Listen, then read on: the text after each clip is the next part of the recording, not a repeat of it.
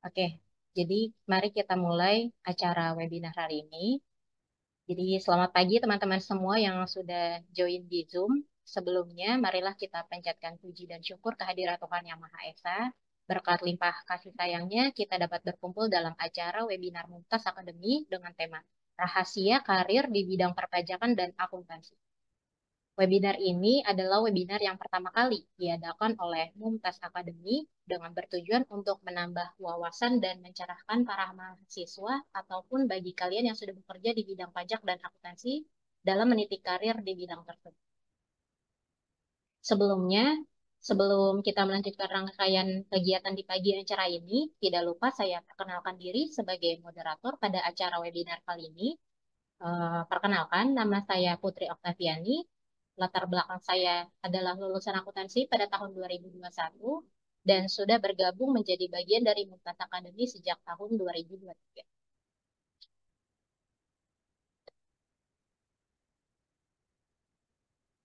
Nah, rangkaian kegiatan kita di webinar hari ini yaitu ada salam dan pembukaan, pengenalan pemateri, pembahasan webinar oleh pemateri, eh, kemudian ada sesi tanya jawab bersama pemateri, dan terakhir penutup.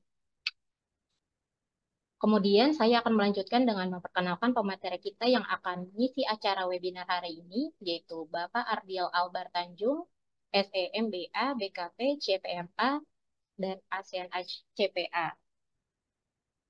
Beliau memiliki pengalaman di bidang akuntansi dan perpajakan selama lebih dari 15 tahun, dengan pengetahuan perpajakan yang luas dan keahlian dalam menangani masalah perpajakan, pemeriksaan pajak, keberatan, banding, kepatuhan, perencanaan dan analisis pajak perusahaan, dan transfer pricing documentation atau TPDoc. Beliau juga menangani permasalahan perpajakan di berbagai industri, antara lain manufaktur baja, pertambangan batu bara, penyewaan alat berat, manufaktur semen, dan beberapa perusahaan startup.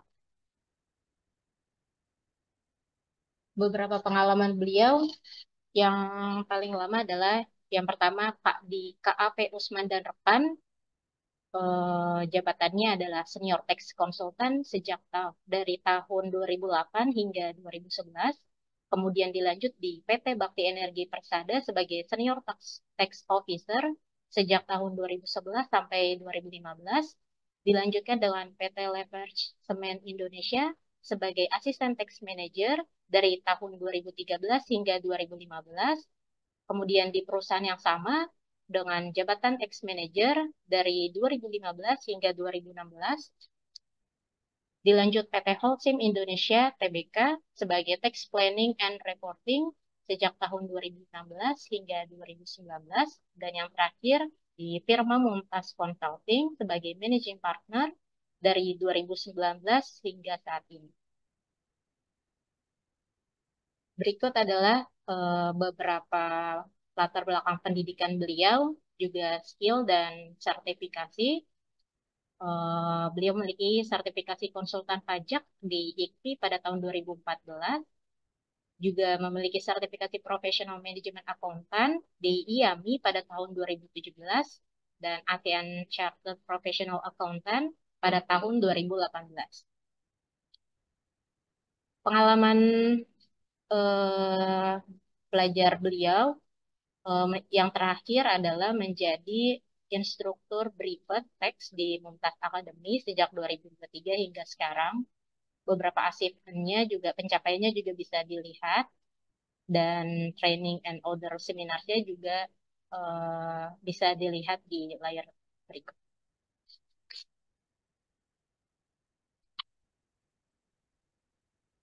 Oke. Bagi teman-teman yang nantinya ingin bertanya, saya akan membuka sesi tanya jawab setelah pemateri menyelesaikan seluruh materinya. Jadi diharapkan teman-teman peserta bisa memperhatikan pemateri dengan baik ya, dan jangan lupa untuk mencatat pertanyaan agar tidak lupa.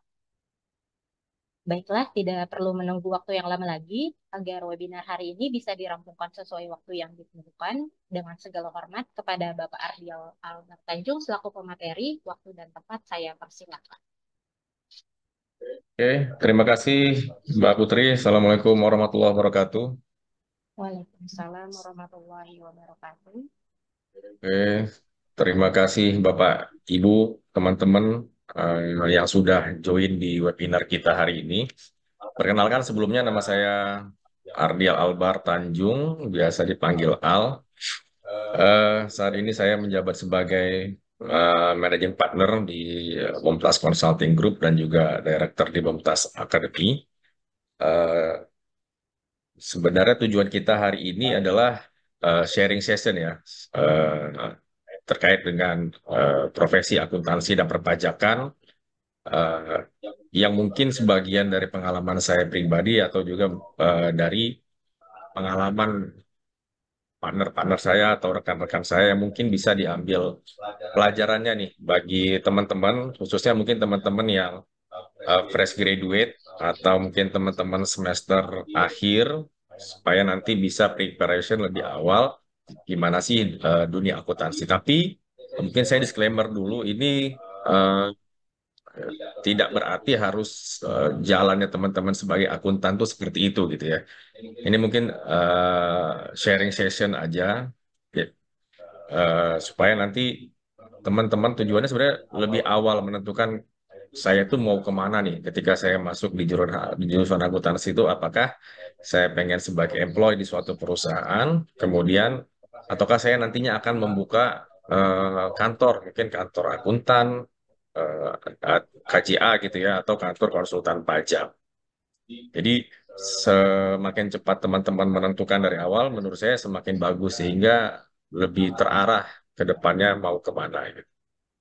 Nah ini karena ini hari Jumat juga, jadi kita santai aja. Kita tidak membahas masalah-masalah pajak yang rumit di webinar seri pertama kita ya. Free webinar, mungkin kita di bulan depan dan bulan-bulan setelahnya akan membahas masalah teknis. Kali ini kita tidak membahas masalah teknis. Jadi lebih ke experience. Atau mungkin teman-teman yang punya experience-nya berbeda, silahkan nanti kita sharing gitu ya. Oke teman-teman, saya rasa perkenalan dari saya cukup. Saya langsung masuk ke materi saya. Share.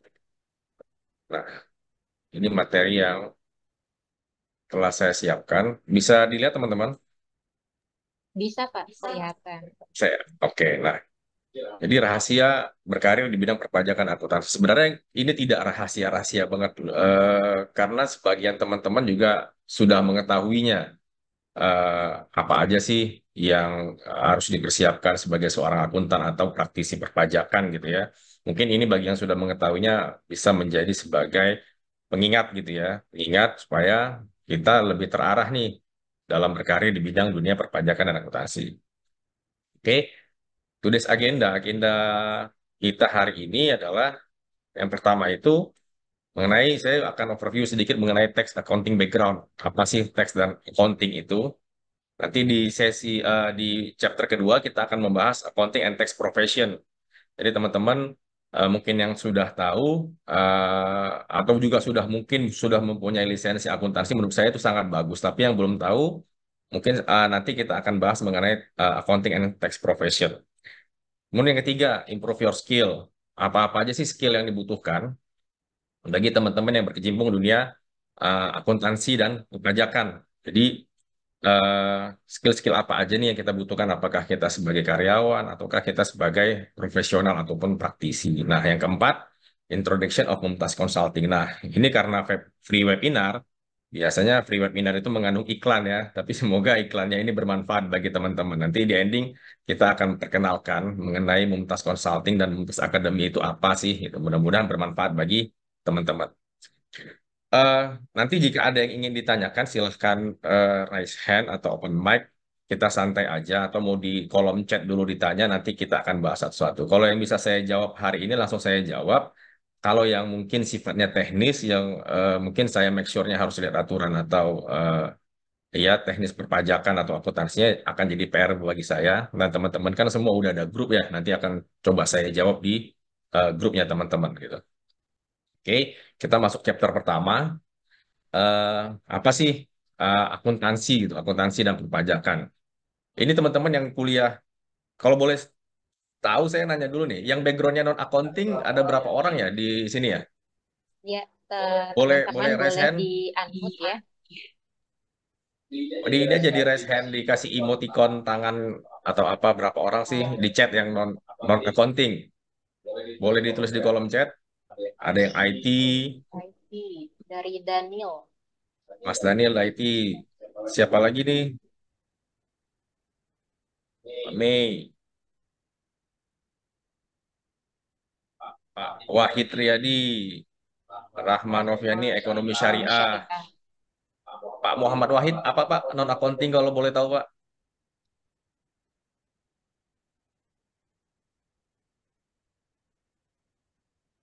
Bisa di-unmute, Kak?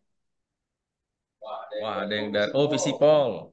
Visipol sih masih beririsan sih Pak, karena pajak itu backgroundnya undang-undang, undang-undang itu produk politik. Jadi masih oke lah Pak. Ada yang dari sastra mungkin, atau filsafat, atau psikologi, atau pengusaha. Ekonomi syariah dan bank syariah dari Mas Muhammad Wahid Riyadi. Iya, Indonesia. iya. Oke. Kenapa kenapa saya tanyakan? Karena pada prinsipnya akuntansi dan perpajakan itu berhubungan erat dengan seluruh aktivitas. Jadi kalau di perusahaan itu akuntansi itu adalah stomachnya tuh, perutnya tuh. Sehat tidaknya perusahaan itu biasa tercermin dari sehat tidaknya pencatatannya, pencatatan keuangannya di akuntansinya. Termasuk juga pajak. Pajak itu sangat erat kaitannya dengan seluruh lini kehidupan gitu ya. Selama kita tinggal di negara berdaulat, pasti kita ada aspek pajak. Apakah kita sebagai karyawan, ataukah kita sebagai pengusaha gitu, pasti ada aspek pajaknya gitu.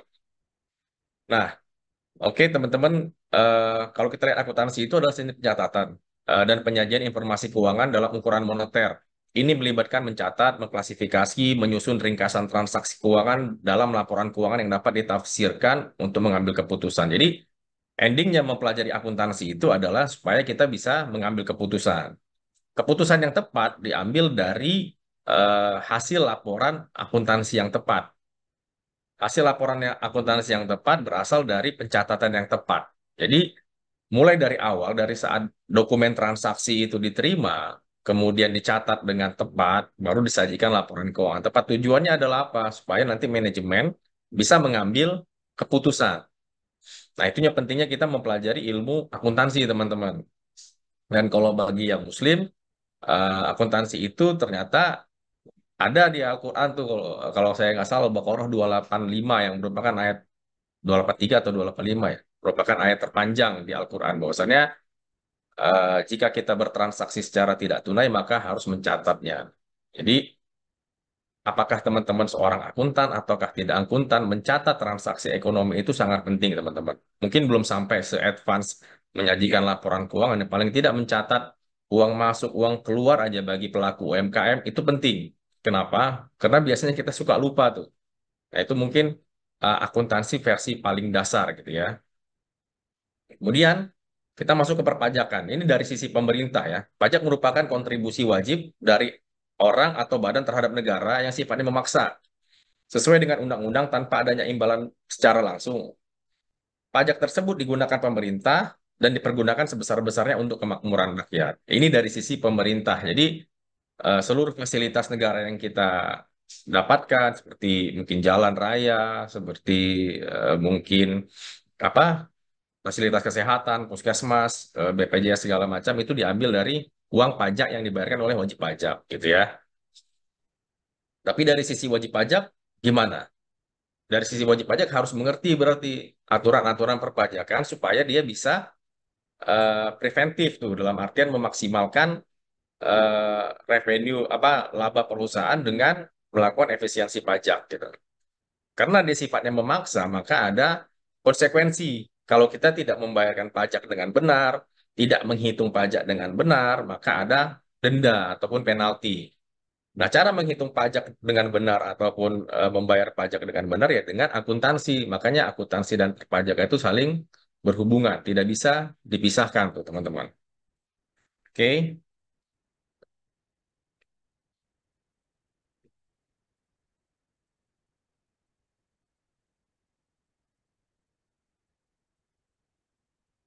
Oke, ya nanti sebentar lagi. Kita lanjut dulu ya materinya ya. Silakan teman-teman kalau ada yang ingin ditanya masuk di kolom chat aja dulu ya. Terus, kenapa akuntansi dan pajak itu penting? Ya, jadi tadi udah kita bahas nih. Akuntansi sangat bermanfaat karena membantu pemilik, manajer, investor, dan pemangku kepentingan lainnya melacak kinerja keuangan bisnis sehingga memungkinkan mereka mengambil keputusan yang tepat. Itu penting kita bahas di awal tuh. Jadi, bagaimana perusahaan, bagaimana investor ingin menaruh duitnya di satu bisnis, bagaimana dia ingin tahu bagaimana perencanaan ke depan harus ekspansi sebesar apa, pasti dia melihat laporan keuangan perusahaan. Tidak cukup dengan melihat, wah ini misalkan ada satu satu perusahaan eh, tumbuhnya cepat, masif gitu ya, buka cabang di sini, tahun ini buka cabang 100, tahun depan buka cabang lagi 200 gitu. Apakah itu sudah cukup bagi investor untuk percaya bahwasannya ini perusahaan profitable? Tidak. Dia harus melihat angka, dia harus melihat data-data dari historical transaction perusahaan itu gitu. Nah, itu bisa kita lihat pengalaman kita dari mungkin banyaknya startup yang timbul ya beberapa waktu lalu yang memang terus terang kita sendiri pernah beberapa kali dapat atau dapat klien memang perusahaan startup atau ingin butuh jasa kita dia di bidang startup, yaitu mereka tidak melihat akuntansi itu sebagai sesuatu yang penting. Jadi mereka mencatat berdasar, bukan mencatat bahkan mereka hanya berasumsi bahwasannya nilai perusahaannya besar. Tapi secara based on data, secara based on real, sebenarnya tidak. Bahkan teman saya pelaku startup juga mengakui hal tersebut bahwasannya nilai perusahaan itu tidak dicatat di akuntansi tapi berdasarkan assumption growth-nya sekian tahun bakal sekian akan trafficnya akan tinggi. Nah, itu kenyataannya makanya sekarang-sekarang ini banyak startup yang collapse tuh, startup yang jatuh gitu ya. Nah, itu pentingnya untuk membuat kita lebih apa ya, lebih logis lagi pada saat kita menilai suatu perusahaan berdasarkan data-data yang ada di laporan keuangan. Kemudian pajak, pajak sangat penting bagi perekonomian suatu negara, benar, sangat penting. Tanpa pajak mustahil membiayai layanan negara seperti pertahanan, kesehatan, sekolah, transportasi, dan lain-lain. Bagi wajib pajak dengan memahami aturan pajak yang sangat dinamis dapat menghemat biaya pajak. Nah, itu tadi saya bilang. Jadi sebagai wajib pajak juga kita bicara pajak pusat ya. Pajak pusat itu ada dua, ada PPN, ada PPH gitu ya. Nah, kita sendiri kita butuh nih ilmu perpajakan supaya kita dapat melakukan namanya tuh siasat pajak. Siasat pajak itu legal ya. Yang tidak legal itu adalah menghindari pajak. Kita tidak menghindari pajak. Kita mensiasati pajak supaya kita bisa menekan pajak sekecil-kecilnya berdasarkan aturan yang berlaku. Nah, itu pentingnya kita apakah selaku pengusaha ataukah juga kita sebagai karyawan kita harus bisa memberi advice kepada mungkin direktur kita atau ke manajer kita bagaimana cara mengkalkulasi pajak yang paling hemat gitu supaya bermanfaat bagi perusahaan tempat kita bekerja. Itu ya teman-teman. Kemudian, nah kalau kita lihat dari fungsi akuntansi itu sendiri, fungsi dasar akuntansi itu sebenarnya adalah menyiapkan laporan keuangan. Jadi akuntansi itu disusun berdasarkan bukti transaksi, kemudian di jurnal menjadi laporan keuangan. Tujuannya untuk membantu para pemimpin perusahaan dan investor untuk membuat keputusan bisnis yang tepat.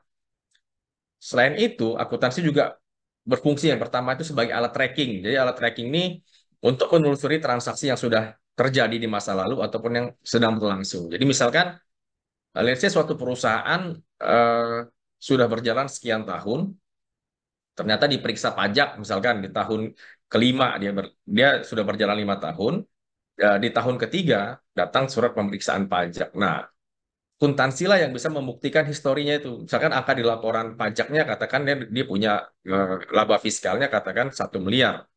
Di tracking ke belakang tuh dilihat dulu laba komersialnya berapa. Dari laba komersialnya berapa di tracking benar gak nih penentuan laba komersialnya? Apakah biayanya sudah dicatat dengan benar? Apakah pengakuan pendapatannya sudah benar? Setelah itu, biasanya dalam pemeriksaan pajak mundur lagi ke belakang tuh. Dicek lagi tuh, apakah sudah sesuai nih antara arus uang. Misalkan arus uang tuh bisa di tracking dari rekening koran perusahaan. apakah memang semua transaksi itu sudah masuk rekening orang perusahaan. Itu arus uang. Kemudian ada satu lagi arus barang. Apakah barang yang dibeli atau barang yang dijual sudah ada, misalkan ketika menjual sudah ada SO-nya, ketika membeli sudah ada PO-nya, kemudian ada invoice-nya. Benar nggak nilai invoice yang diterbitkan dengan yang tercatat? Jadi akuntansi itu sangat penting tuh untuk merecord, untuk men-tracking ke belakang ketika ada pertanyaan-pertanyaan atas suatu transaksi di kemudian hari. Ya, itu fungsinya akuntansi. Yang kedua, sebagai alat reporting, itu sudah kita bahas. Jadi, dia akan menyajikan, seorang akuntan akan menyajikan laporan keuangan bagi yang memiliki kepentingan atas laporan keuangan kita. Yang pasti ada manajemen, kemudian investor gitu ya, kan meminta kinerja laporan keuangan melalui seorang akuntan gitu. Kemudian sebagai alat prediction, membuat perencanaan bisnis yang tepat sesuai dengan data finansial yang tersedia. Jadi bagaimana sebuah perusahaan merencanakan mau ekspansi seberapa besar di tahun depan atau tahun depan direm dulu deh. Karena apa? Karena kita nggak tahu nih kepastian. Nah, itu bisa kita lakukan itu dengan melihat data keuangan historical tahun sebelumnya. Jadi kalau kita punya laporan keuangan tahun sebelumnya, maka kita bisa melakukan prediksi nih. Tahun depan kita mau ngapain aja di perusahaan. Oke, yang keempat itu execute. Berarti melaksanakan apa yang sudah direncanakan berdasarkan perhitungan bisnis yang tepat. Nah, dalam execution ini biasanya diadu nih apa yang direncanakan dengan aktual. Jadi biasanya di bagian budgeting ya atau controlling di suatu perusahaan, misalnya sudah direncanakan nih Q3 pengeluarannya pembelian CAPEX sekian, pembelian OPEX-nya sekian gitu ya. Nah, dicek nih apakah benar nih pada saat dieksekusi sesuai dengan apa yang sudah direncanakan atau justru terlalu over budget atau justru under budget. Nah, itu fungsi-fungsi akuntansi berada di sana tuh. Karena nanti timbul pertanyaan, kenapa ini over budget? Kenapa ini jadi under budget? Seperti itu ya, teman-teman. Nah, kalau kita bicara fungsi pajak, pajak di Indonesia merupakan sumber pendapatan utama, ya sudah pasti, dan terbesar dalam APBN. Target penerimaan negara yang berasal dari pajak rata-rata sebesar 70%. Dari berita terakhir yang saya lihat, kalau nggak salah, tahun 2024 itu eh, ditargetkan penerimaan negara kita tuh sekitar 2.800 sampai 2.900 triliun. Dan pajak ditargetkan menyumbang sebesar 1.900 triliun. Jadi 70% sampai 75% itu sumbangsinya dari pajak gitu. Nah, bagi negara, pajak itu sebagai apa? Sebagai fungsinya sebagai budgeter atau anggaran.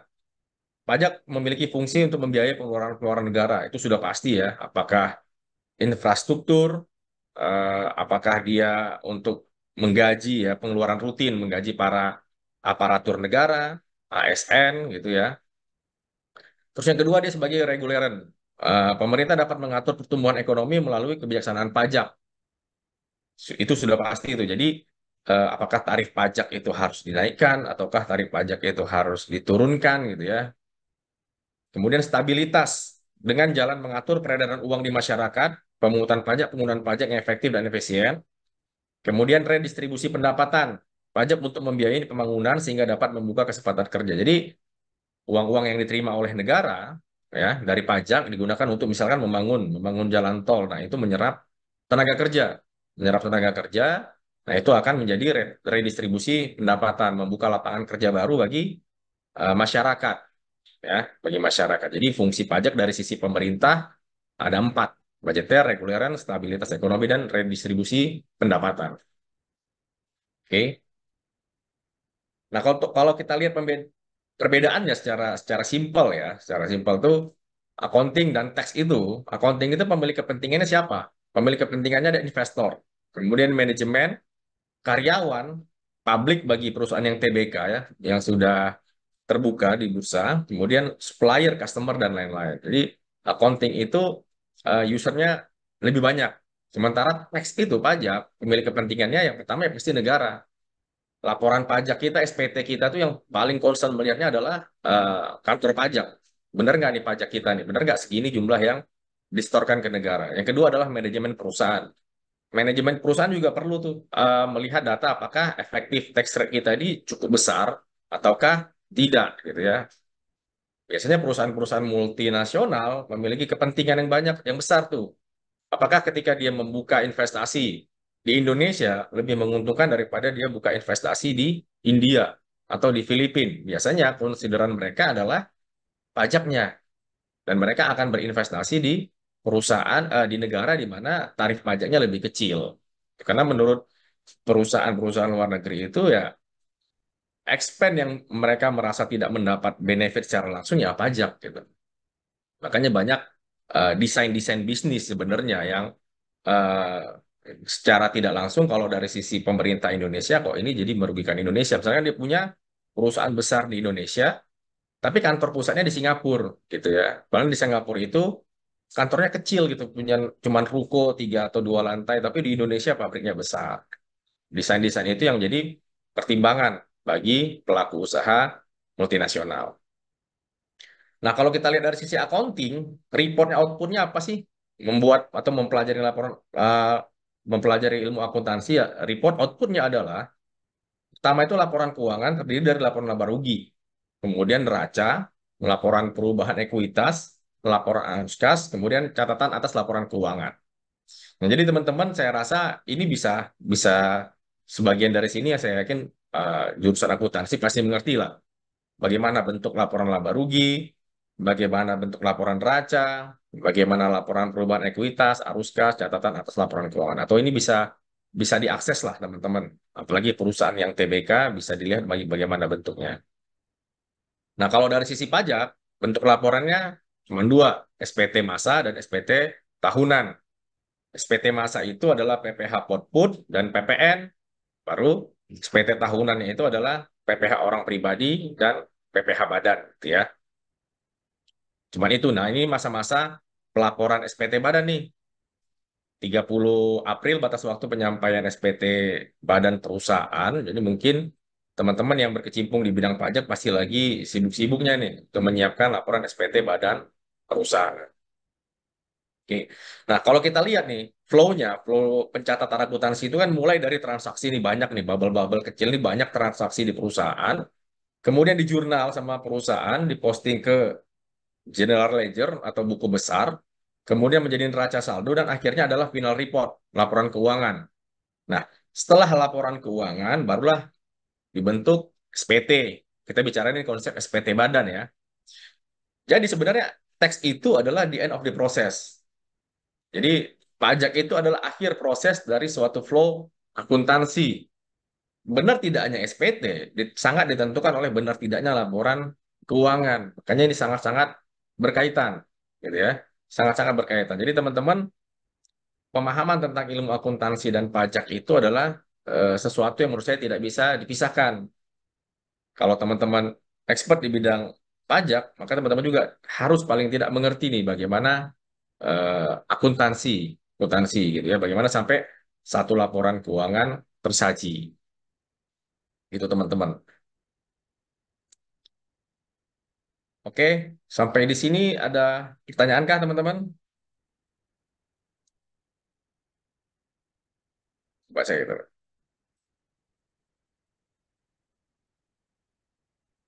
Pertanyaan dari Bapak Muhammad Wahid Triadi.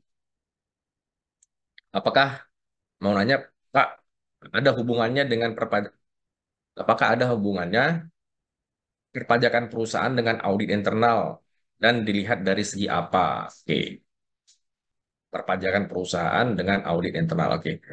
Pengalaman saya bekerja di perusahaan, ya tentunya ada, tapi biasanya ini audit internal ya, audit internal itu kan biasanya lebih ke melihat proses ya, melihat proses apakah suatu suatu apa ya, suatu aktivitas itu sudah mengikuti SOP yang sudah ditetapkan. Audit internal biasanya tidak menghitung sampai benar nggak ini perhitungan pajak terhutangnya berapa. Misalkan laporan keuangan sudah disajikan, kemudian orang pajak menghitung jumlah pajak terhutang, biasanya setahu saya audit internal tidak menghitung sampai ke benar nggak nih koreksi fiskalnya gitu. Tapi audit internal bisa melihat flow itu, apakah prosedur pembuatan SPT ini sudah tepat gitu. Atau misalkan dalam saya dulu pernah terlibat pembuatan SOP apa ya, revaluasi aset misalkan. Aset-aset mana aja yang sudah direvaluasi, apakah ini sudah sudah dinilai sama perusahaan aktuarial asetnya, kemudian dari situ berapa pajak yang harus kita bayarkan. Nah, selama proses itu dan evidence dokumentasinya sudah kita lakukan dengan benar, eh, ya harusnya tidak ada masalah. Jadi audit internal itu biasanya mengecek prosesnya apakah sudah benar.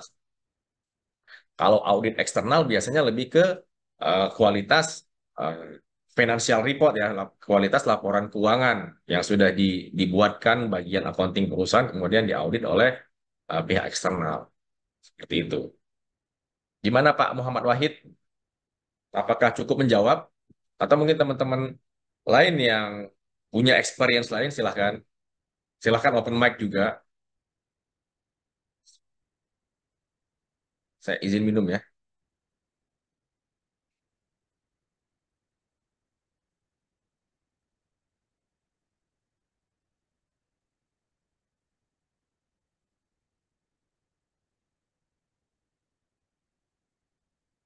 Oke, kalau tidak ada pertanyaan kita lanjut.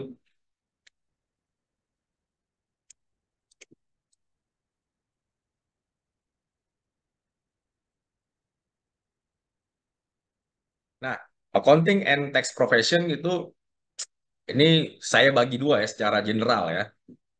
Saya bagi dua ada yang internal, ada yang sifatnya eksternal gitu. Di internal, internal tuh accounting itu biasanya divisi di perusahaan itu ada divisi account payable, itu hutang ya, pencatatan hutang hutang dagang, ada akun receivable, pencatatan piutang, ada divisi reporting, ada divisi treasury atau finance ya, ada divisi controller, ada divisi komersial. Biasanya komersial ini di marketing sih, tapi dia butuh orang-orang yang mengerti analisa data. Kemudian ada di procurement, kemudian juga ada di HR. Biasanya accounting yang di HR itu untuk menghandle terkait pembayaran payroll kah atau perhitungan pensiun dan lain-lain. Jadi accounting itu bisa memasuki banyak lini sebenarnya di dalam suatu perusahaan. Kita bicara di internal perusahaan ya sebagai karyawan. Internal ini maksudnya teman-teman bekerja sebagai karyawan di suatu perusahaan. Dia lebih karena ilmunya lebih generalis, dia bisa masuk kemana aja. Bahkan accounting juga bisa menjadi di sales gitu ya. Banyak juga orang accounting di sales gitu. Nah kalau tax biasanya dia spesialis tuh. Orang tax itu jarang di dalam suatu perusahaan tuh dipindah-pindah ke divisi lain. Tax ya sudah di tax aja. Karirnya di tax sampai mungkin tax manager atau tax senior manager. Karena dia ilmunya spesialis. Tapi bukan berarti tidak mungkin ya, bukan berarti tidak mungkin. Artinya bisa aja seorang seorang tax gitu ya, tax expert di perusahaan jika dia memiliki disiplin ilmu yang luas, dia mungkin mempelajari banyak literasi dan ternyata dia bisa menjadi katakanlah GM Finance. Dari GM Finance dia bisa menjadi CFO. Tapi umumnya orang-orang tax itu spesialis gitu. Dia dia fokus di bidang itu aja. Nah, kalau kita lihat levelnya itu mulai dari junior staff, kemudian naik lagi biasanya 2-3 tahun jadi senior staff, naik lagi 2-3 tahun jadi supervisor, superintendent, manager, senior manager, GM sampai director. Ini biasanya eh, yang backgroundnya accounting ya dalam suatu perusahaan. Tapi kalau tax biasanya sampai manager atau senior manager gitu. Biasanya seperti itu. Nah, kalau seorang akuntan ataupun praktisi pajak berkarir di luar perusahaan, maka dia bisa membuka kantor jasa akuntan dengan memiliki terlebih dahulu memiliki sertifikasi CA, ya, atau dia membuat KAP, kantor akuntan publik, berprofesi sebagai auditor eksternal. Dia harus memiliki lisensi CPA. Kemudian dia mendirikan kantor konsultan pajak, ya, maka dia harus punya lisensi bersertifikat konsultan pajak BKP. Atau dia membuat kantor konsultan manajemen, manajemen akuntansi ya. Dia harus memiliki lisensi sertifikasi profesional manajemen akuntan. Jadi sebenarnya ini pilihan bagi teman-teman. Apakah teman-teman mungkin starting point-nya teman-teman bekerja sebagai internal di perusahaan, sebagai staff lah di suatu perusahaan. Tapi suatu saat teman-teman merasa kayaknya mungkin 10 tahun, 12 tahun, saya akan buka kantor sendiri seperti yang saya jalanin. Saya berprofesi sebagai karyawan itu sekitar 12 tahun.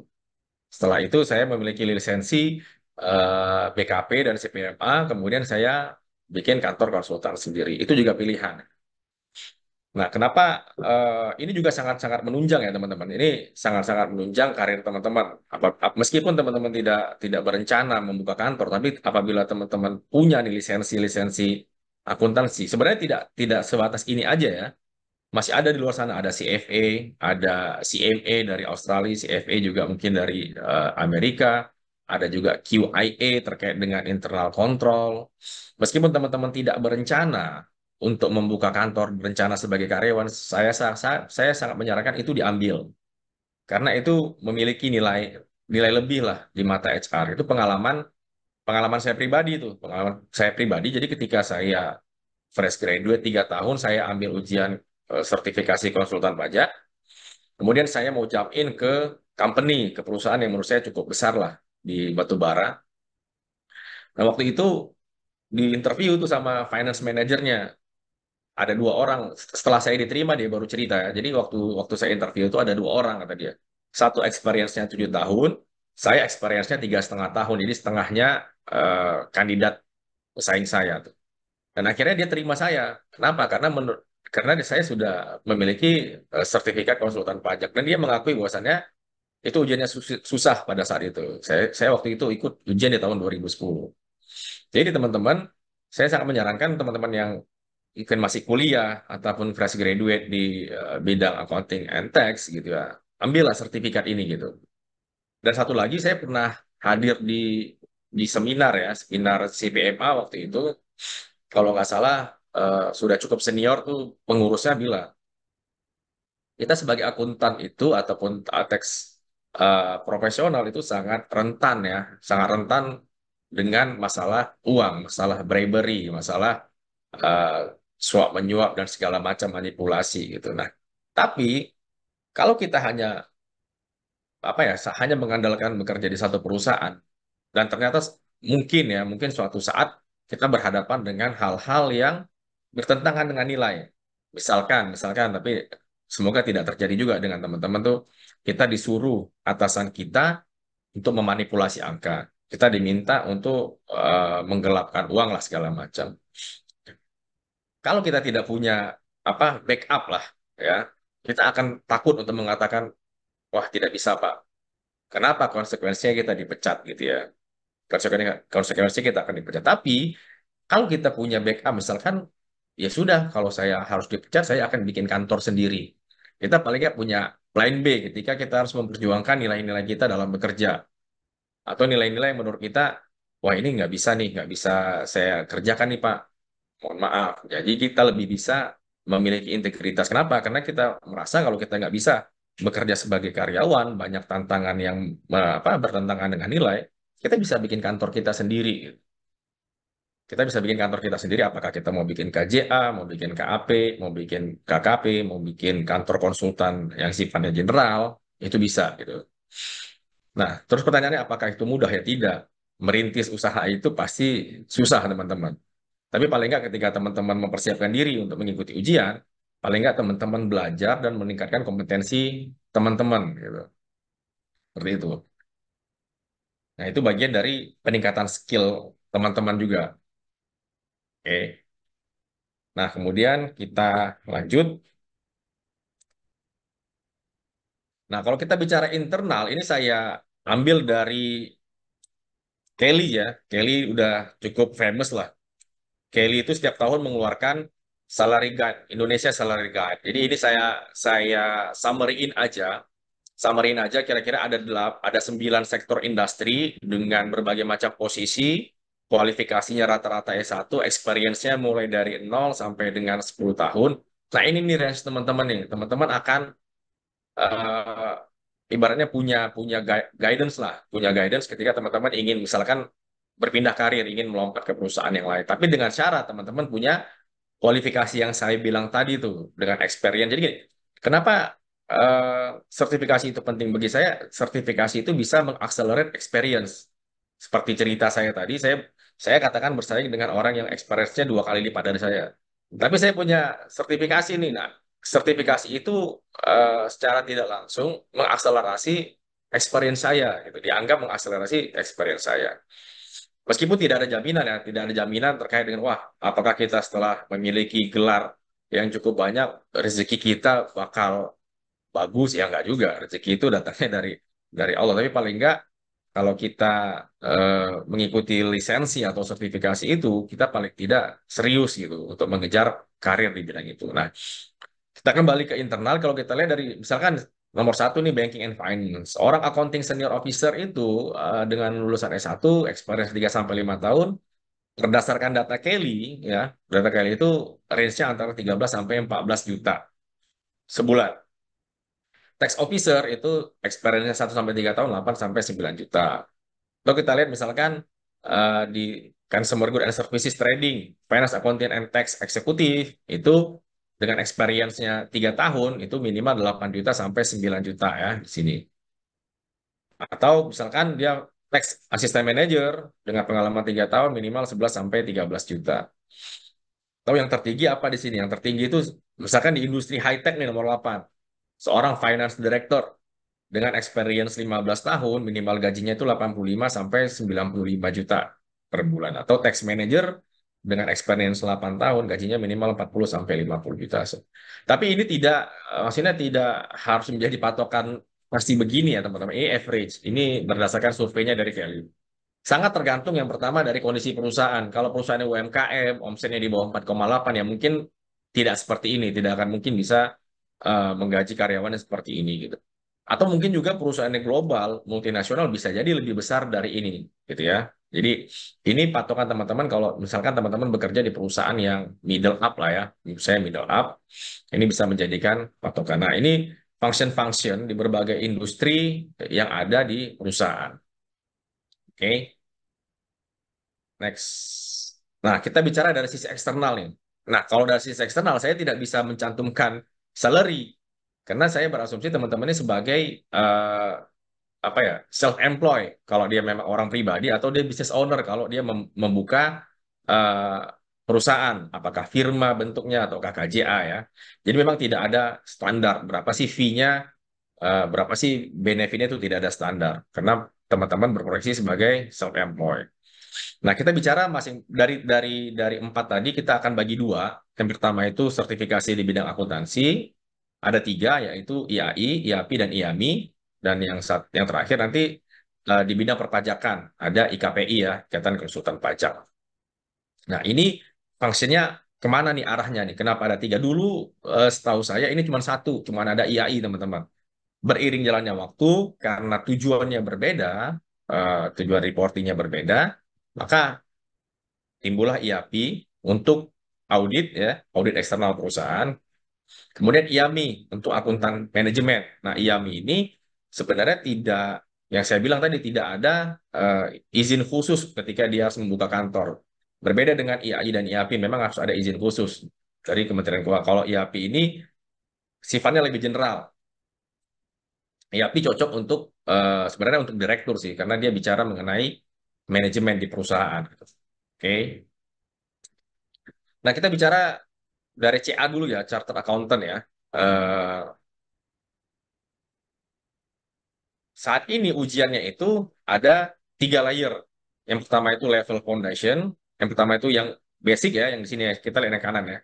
Kemudian professional level sama advanced level. Kalau yang foundation ini untuk sarjana non akuntansi. Jadi kalau dia bukan akuntansi, mungkin tadi ada orang IT atau legal atau segala macam yang bukan sarjana akuntansi, dia harus mengambil ujian dulu di level dasar.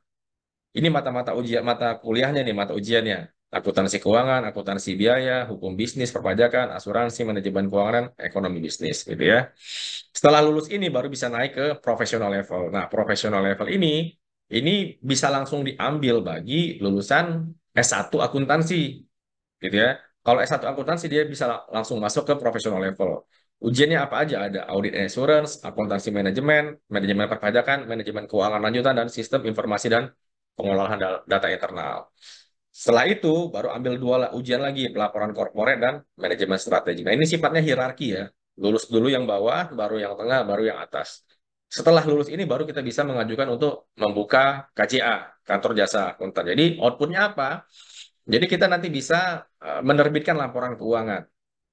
ya kita nanti bisa memberikan laporan keuangan. Jika dalam suatu perusahaan tidak ada accounting expertnya, maka kita bisa menerima jasa itu tuh, membuatkan laporan keuangan atau melakukan bookkeeping lah dan accounting proses di perusahaan. Biayanya 500.000 per mata ujian 1 juta, mengulang 500.000 ya. Peserta lulusan PPAK bisa waiver atau substitusi ya mata ujian profesional level kecuali mata ujian manajemen perpajakan. Jadi, misalkan teman-teman ada yang sudah mengambil pendidikan ya PPAK di universitas-universitas yang ditunjuk, itu tidak perlu ujian seluruhnya lagi, bisa di waiver. Jadi bisa eh, di ibaratnya dianggap lulus lah untuk beberapa mata ujian. Nah, untuk info lengkapnya nanti teman bisa masuk ke webnya IAI ya, khusus untuk sertifikasi CA gitu. Jadi outputnya di sini adalah sebagai akuntan untuk membuat atau mempersiapkan laporan keuangan perusahaan. Oke. Nah, sekarang kita bicara IAPI. Saya ini garis besarnya aja ya. IAPI juga ada 3 tingkat. Tingkat dasar. Tingkat dasar itu kalau kita sudah lulus ujian dapat gelarnya ACPA. A-nya ini bukan ASEAN ya, tapi Associate. Karena nanti kita ada lagi nanti gelar ASEAN CPA. Associate Certified Public Accountant Indonesia. Ini biaya-biaya ujiannya setelah lulus ini baru nanti teman-teman bisa masuk ke tingkat profesional.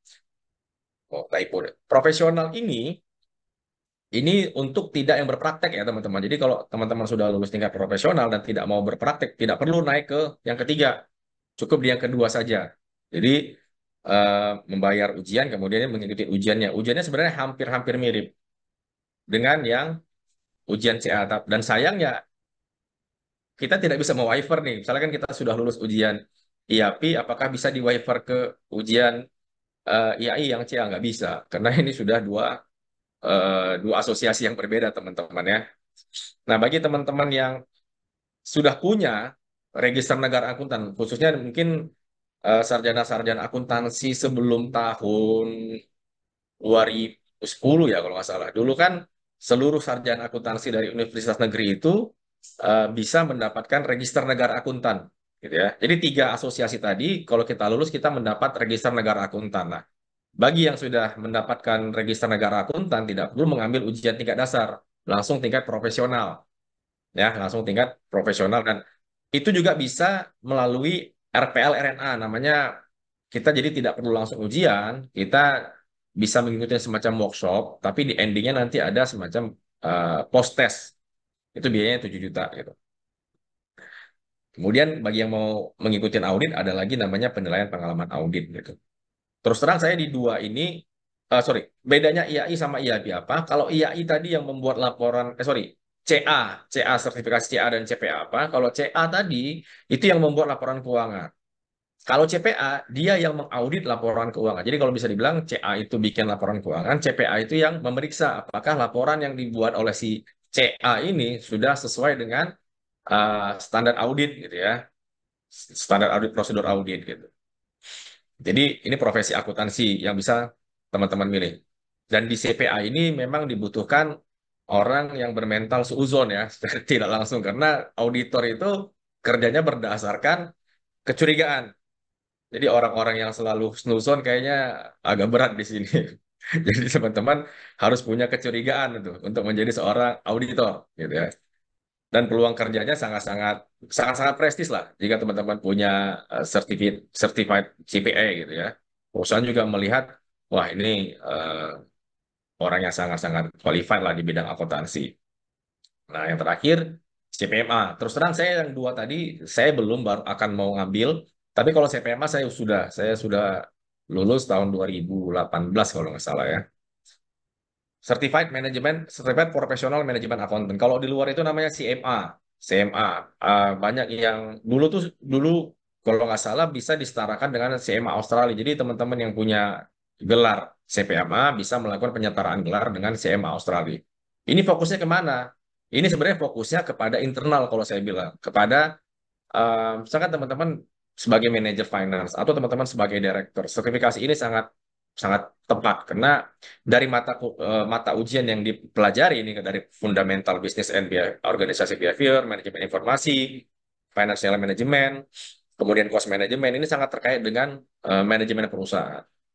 dan dia tidak ada report ya. Makanya saya bilang CPMA ini kalau mau bikin kantor ya kantor konsultan aja, kantor konsultan yang sifatnya general. Tapi kalau CPA yang auditor tadi dia mengeluarkan laporan namanya audit report. Kalau CA mengeluarkan laporan keuangan. Kalau CPMA tidak ada report khusus gitu ya atas sertifikasi profesinya. Nanti juga bisa teman-teman lihat kalau ini ujiannya tidak ada berlevel setahu saya ya. Mungkin sampai saat ini juga belum berubah. Cuman kalau keanggotaannya bisa anggota profesi, anggota madya, dan anggota muda. Nanti teman-teman detailnya bisa lihat di webnya CPMA. Oke, sampai di sini ada pertanyaan. Sebentar, saya buka dulu ya. Oke,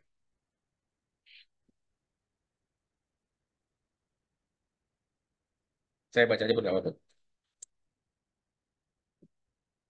Ya, apa ada pertanyaan dari saya lagi Pak? Apakah profesi konsultan pajak atau account officer sudah menandatangani fakta integritas dan menghindari Kalau fakta integritas itu sebenarnya bukan dokumen apa ya?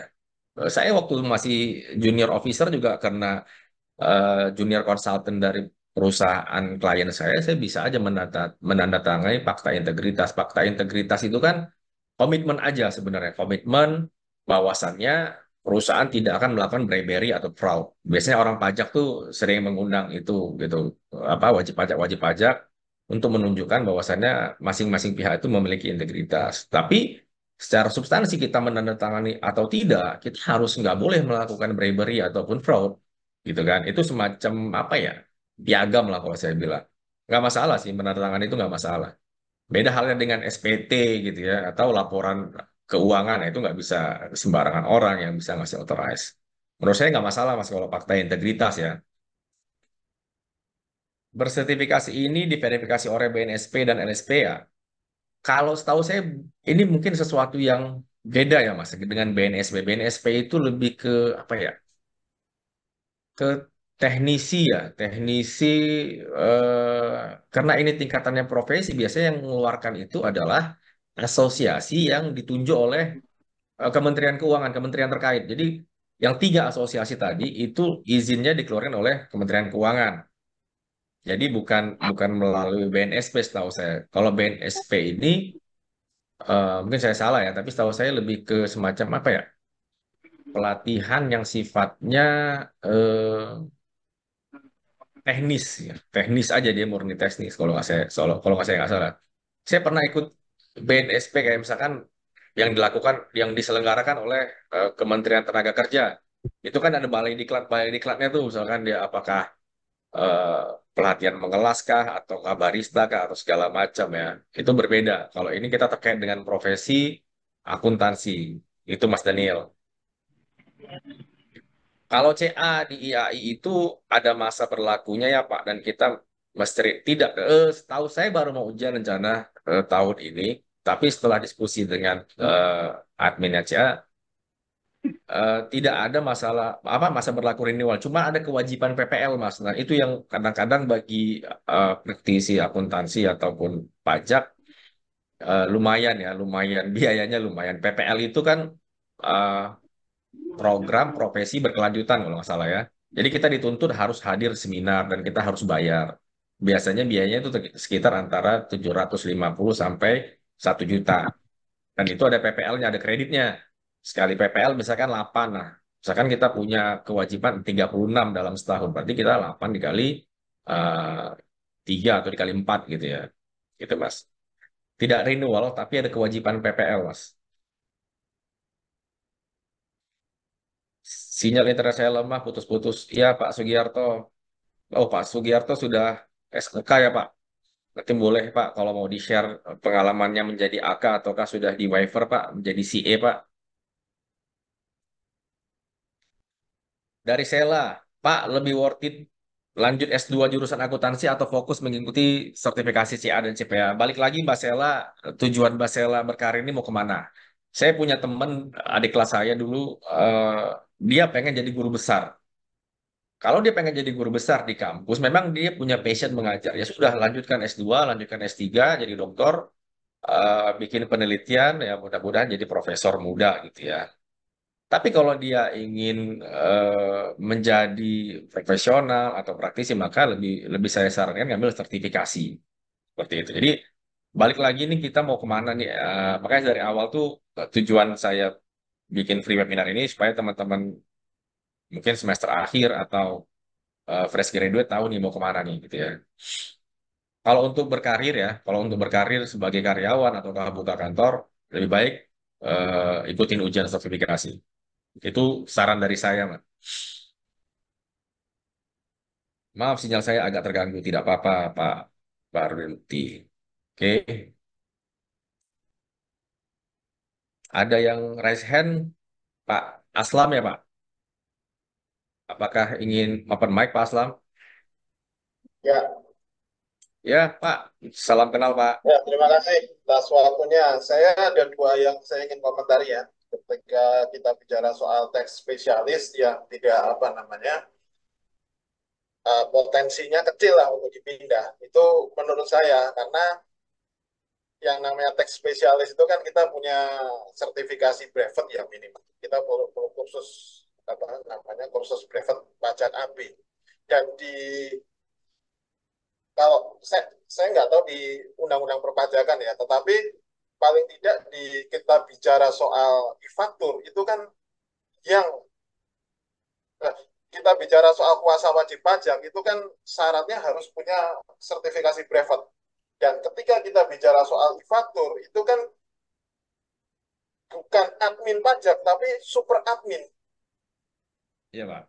Makanya kan kalau dikatakan apa pajak itu nanti punya potensinya untuk dipindah itu kan kecil itu saya rasa wajar ya itu seperti itu. Itu yang pertama. Yang kedua tentang eh, karyawan yang punya sertifikasi. Misalnya pengalaman, saya pernah bekerja di sebuah perusahaan. Saya tidak di tingkat manajernya, saya masih di tingkat staff, tapi saya apa punya apa sertifikasi konsultan ya. Saya pernah mengikuti USKP. Nah, ketika manajer saya harus kebetulan perusahaan tempat saya itu multi apa ya, uh, grup ya, holding. Jadi Iya, Pak. ada beberapa unit usaha. Nah, ketika manajer saya yang bekerja di bawahnya langsung sama direksi, sama direktur itu ketika menangani di perusahaan lain, di unit usaha lain nggak bisa. Jadi saya bekerja di sebuah perusahaan, yang satu perusahaan di apa namanya transportasi bis PO ya, apa transportasi bis itu bis antar kota antar provinsi dan satu ada di uh, ekspedisi. Nah, saya waktu itu memang bekerja di bawah staf di transportasi itu, tetapi ketika ada SP2DK waktu itu, manajer saya tidak bisa menangani. Nah, ketika Hmm. itu malah saya yang menangani yang di ekspedisi. Jadi saya punya apa? Jadi saya punya Lisensi. tugas, ya kan punya tugas bahwa saya sebagai konsultannya di unit usaha ekspedisi. Tapi itu itu yang itu yang tentang sertifikasi ya. Pentingnya sertifikasi mungkin jadi mungkin atasan kita tidak punya sertifikasinya, tetapi ketika kita harus menghadapi di unit usaha lain, sertifikasi itu yang penting. Iya, Pak. Setuju, Pak. Nah, yang kedua kaitannya soal CA. Nah, seandainya saya punya CA, kemudian saya bekerja di KAP, kemudian KAP saya juga ada unit usaha consulting, tetapi sekali lagi, walaupun consulting, tapi kita kan pantang nih untuk mengaudit ya. Iya, Nah, Pak. itu bagaimana Pak? Itu contohnya seperti itu. Jadi apa KAP tapi punya punya unit unit apa punya divisi consulting Konsultan. termasuk pajak juga, tapi kita tetap pantang untuk apa melakukan jadi apa pekerjaan KJA juga kita gunakan di KAP tapi kita enggak ingin audit gitu. Iya, Nah, Pak. itu bagaimana Pak? Itu pertanyaan saya tadi kalau tadi dua komentarnya. Iya, Pak Aslam. Oke Pak, saya coba tanggapi ya Pak. Terima kasih Pak Aslam. Bersyukur kita nih ada expert juga nih di bidang akuntansi dan perpajakan yang bisa sharing ke kita. Jadi teman-teman terkait dengan pertanyaan Pak Aslam, terus terang saya ketika baru join nih Pak, pengalaman experience saya kerja tuh di kantor akuntan publik Pak, dan dia punya divisi pajak. Tapi memang ke klien itu eh, biasanya memang tidak boleh setahu saya Pak, based on regulation dia konsultannya, dia auditnya, gitu kan Pak? Atau juga dia yang membuat laporan keuangannya, dia juga yang auditnya, gitu. Tapi pernah pengalaman saya ketika kita sudah merintis klien kita itu benderanya sama Pak, benderanya sama. Jadi di, di SPT dibuat oleh kantor-kantor konsultan yang memiliki bendera sama dengan kantor auditnya. Hanya saja yang menandatangani pasti orang yang berbeda, Pak. Yang menandatangani audit reportnya orang yang berbeda. Biasanya kantor akuntan publik itu atau KJA itu punya beberapa partner ya, yang memang apa supaya bisa di switch gitu Pak, supaya bisa di switch. Jadi tidak orang yang sama yang menandatangani gitu. Pengalaman saya seperti itu Pak, banyak yang melakukan praktik seperti itu dan so far sih tidak ada masalah Pak. Tapi memang baiknya kalau kita bicara scope of work-nya ya, kan KJA itu jelas Pak ya, KJA itu kan bahkan teman saya yang kerja di KAP sampai sekarang mengatakan undang-undangnya ke depan terkait dengan akuntan itu bahwasannya seluruh eh, laporan keuangan perusahaan harus dirilis oleh orang yang memiliki lisensi CA gitu Pak. Sekarang tuh lisensi CA. Jadi peluangnya masih sangat banyak Pak, masih sangat besar gitu. Jadi dinilai dari apa ekspertisnya untuk membuat laporan keuangan. Kalau sekarang kan tidak nih Pak. Laporan keuangan siapa aja internal perusahaan bisa rilis gitu kan Pak. Dan nanti diaudit sama auditor eksternal. Tapi ke depannya laporan keuangan perusahaan. Tapi saya baru dapat kabar ya Pak. Saya belum karena undang-undang terkait ini masih dalam pembahasan di DPR Pak. Nah, itu makanya teman-teman ya siapkan diri sebaik mungkin ketika nanti lisensinya sudah undang-undangnya sudah keluar kita jadi bisa memiliki apa ya. Jadi ketika peluang itu datang kita sudah siap gitu. Termasuk konsultan pajak.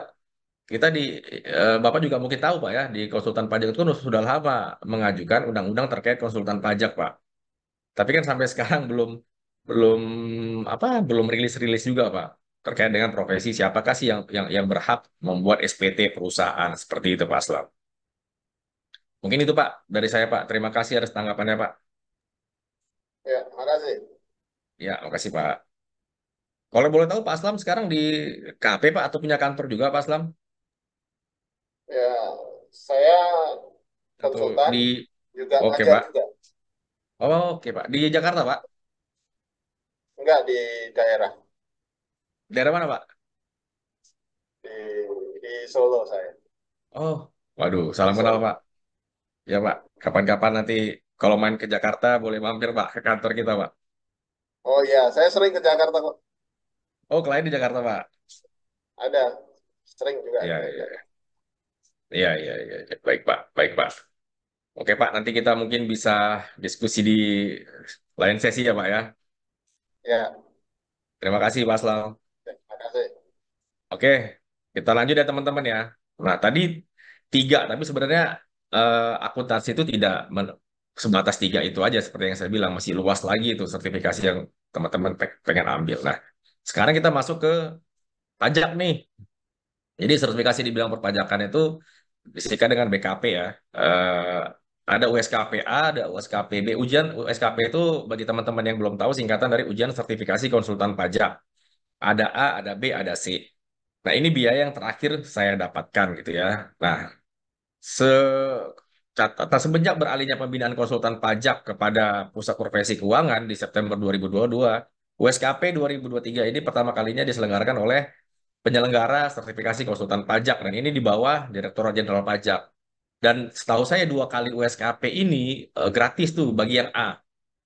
Kalau nggak salah gratis ya. Jadi ini tuh levelnya adalah A itu untuk wajib pajak orang pribadi. Jadi teman-teman jadi teman-teman yang lulus USKPA itu bisa menjadi konsultan pajak bagi wajib pajak orang pribadi. Teman-teman yang sudah lulus USKPB itu bisa menjadi konsultan pajak badan. Oke, oke kita lanjut ya. Nah, teman-teman yang lulus USKPC itu bisa menjadi konsultan pajak bagi wajib pajak luar negeri. Jadi sifatnya hierarki ya. Untuk bisa ikut ujian USKPB harus lulus USKPA. Untuk bisa lulus USKPC harus lulus USKPB. Seperti itu teman-teman. Nanti teman-teman bisa cek di webnya juga USKP untuk lebih detailnya gitu ya. Nah, seperti yang tadi Pak Aslam bilang bahwa USKP ini sangat penting tuh bagi teman-teman yang berprofesi di bidang perpajakan. Karena dia sifatnya spesialis dan eh, di perusahaan itu nggak banyak yang mengerti pajak dan mereka rata-rata menghindar justru kalau pengalaman saya menghindar tuh untuk in charge di apa di departemen pajak. Apalagi tadi seperti Pak Aslam bilang kayak terkait dengan di faktur gitu ya orangnya ya harus dia nggak bisa ganti-ganti lagi gitu. Jadi teman-teman lulusan akuntansi sangat sangat baik nih kalau ikut ujian sertifikasi konsultan pajak. Kemudian next kita bicara terkait dengan improve your skill ya. Sorry ini acak tulisan di atas. Tapi intinya secara garis besar itu yang pertama itu kita bicara kalau bicara skill itu ada dua ya teman-teman ya. Soft skill dan hard skill. Sorry, baterai saya sepertinya lowbat.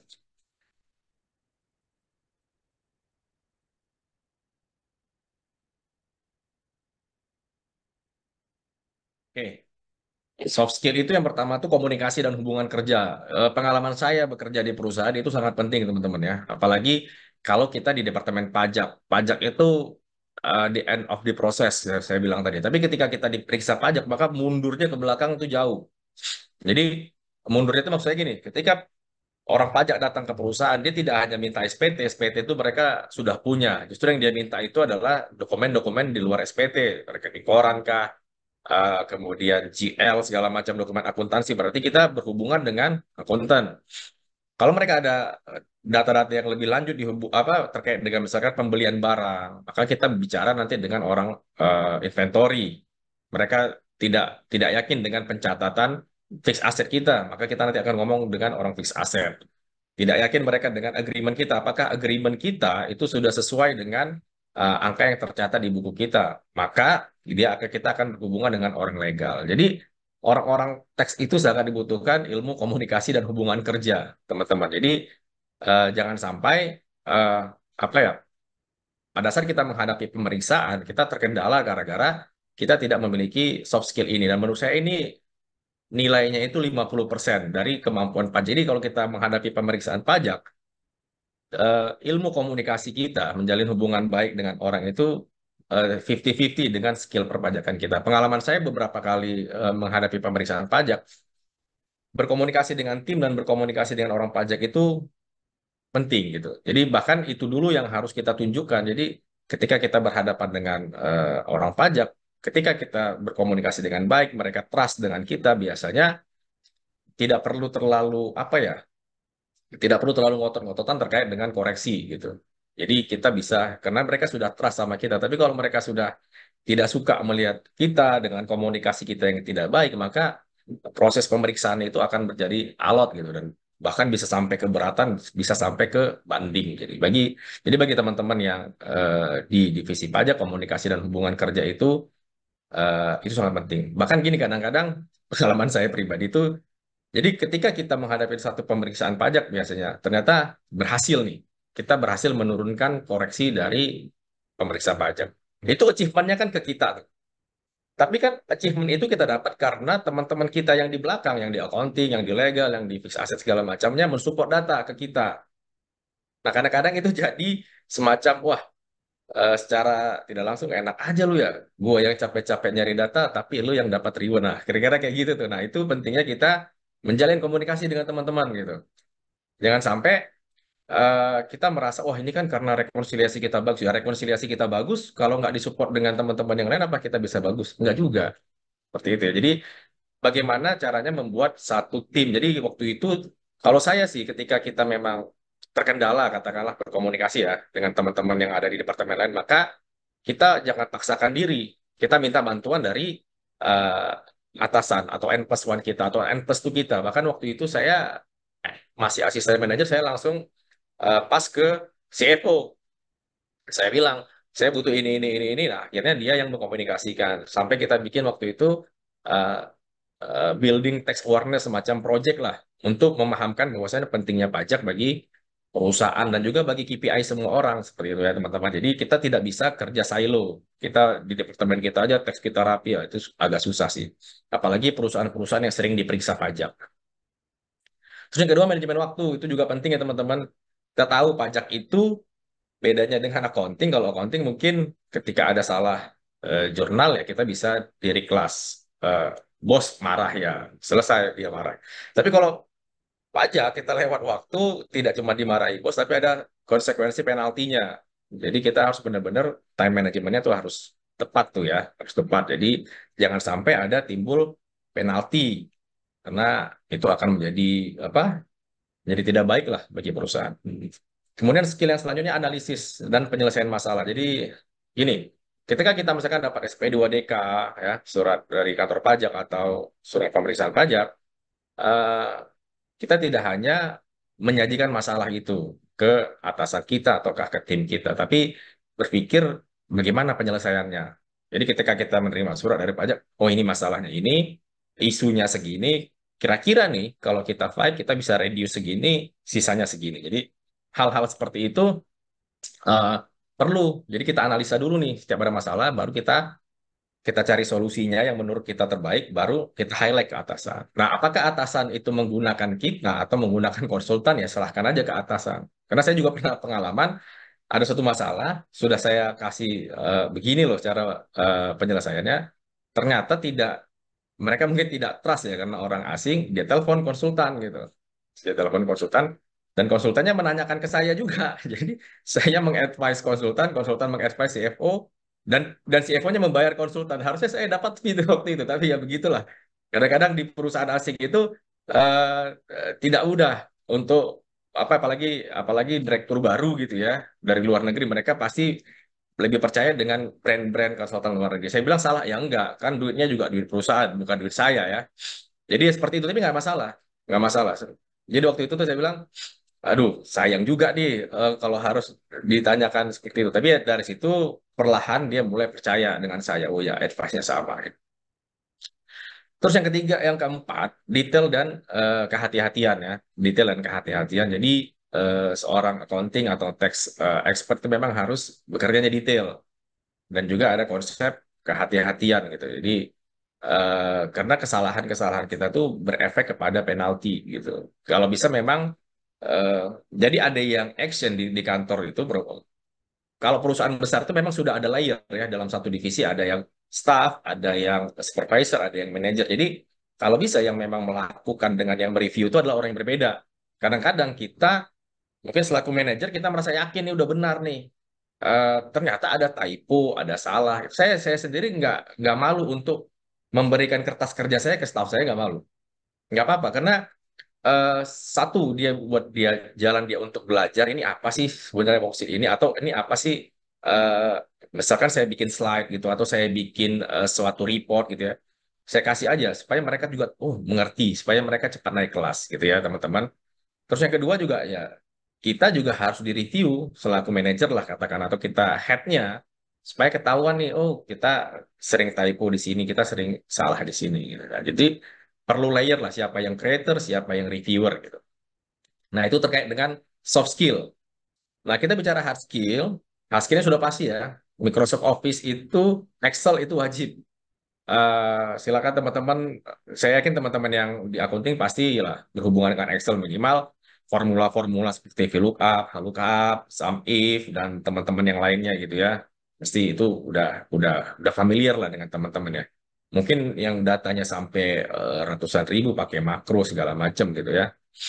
Khususnya ketika kita melakukan ekualisasi ataupun rekonsiliasi pajak yang datanya sangat-sangat banyak, itu pemahaman Excel sangat wajib. Yang kedua, pemahaman tentang bisnis dan bisnis proses dan tren bisnis. Jadi kita apakah sebagai karyawan ataukah sebagai perusahaan harus mengerti dulu nih, jangan kita mengerti di ujungnya aja. Karena itu gini, saya di pajak itu bersyukur ketika saya bekerja di perusahaan. Karena ketika saya di pajak, pertanyaannya orang pajak itu bertanya tentang bisnis saya tuh, bukan nanya misalkan jenis pajak apa aja Pak, gitu orang pajak. Enggak, pasti orang pajak tuh nanya dari hulunya tuh. Ketika saya di industri semen tuh bagaimana? Bagaimana gunung kapur itu diledakkan, kemudian bagaimana prosesnya nanti masuk ke silo, bagaimana dimasukkan ke bag, bagaimana didistribusikan. Nah, jadi sebagai seorang expert atau seorang akuntan, pemahaman bisnis itu sangat penting. Karena berbeda bisnis, berbeda treatment accountingnya. Seperti itu ya. Dan juga kepada tren bisnis khususnya bagi seorang eksternal ya, seperti apa akuntan beregister atau KCPA atau seorang BKB, tren bisnis itu juga sangat penting untuk melihat, oh ternyata sini udah berubah nih, tren bisnis seperti ini, maka treatmentnya seperti ini, seperti itu ya teman-teman. Kemudian bagi seorang khususnya bagian tax itu update undang-undang dan aturan pajak ya, itu mau nggak mau update undang-undang dan aturan pajak. Kenapa? Karena di Indonesia ini setahu saya produk hukum yang paling banyak dan paling cepat berubah adalah pajak. Tadi saya cek itu di tahun 2004, 2024 aja ada sekitar 50 sampai 70 ya aturan pajak terbaru tuh, mulai dari keputusan Menteri Keuangan, PRTJP dan lain-lain tuh. Jadi mau nggak mau kita harus baca aturan pajak. Kemudian bagi seorang akuntan ya pemahaman tentang SLK, PSAK dan FRS. Terus yang terakhir adalah persiapan. Ini yang kita bahas nih. Kita persiapan ujian sertifikasi seperti mengikuti seminar akuntansi dan pajak, persiapan ujian CPE atau CPM dan kursus brevet pajak A, B, dan C. Jadi kursus pajak brevet ini menurut saya itu sangat-sangat penting ya teman-teman. Dulu saya sebelum mengikuti ujian USKP ya, itu saya ikut brevet dulu tuh. Waktu itu di STAN sekitar tahun 2010. Sebulan atau 2 bulan setelah itu latihan-latihan soal, kemudian saya ngambil USKP.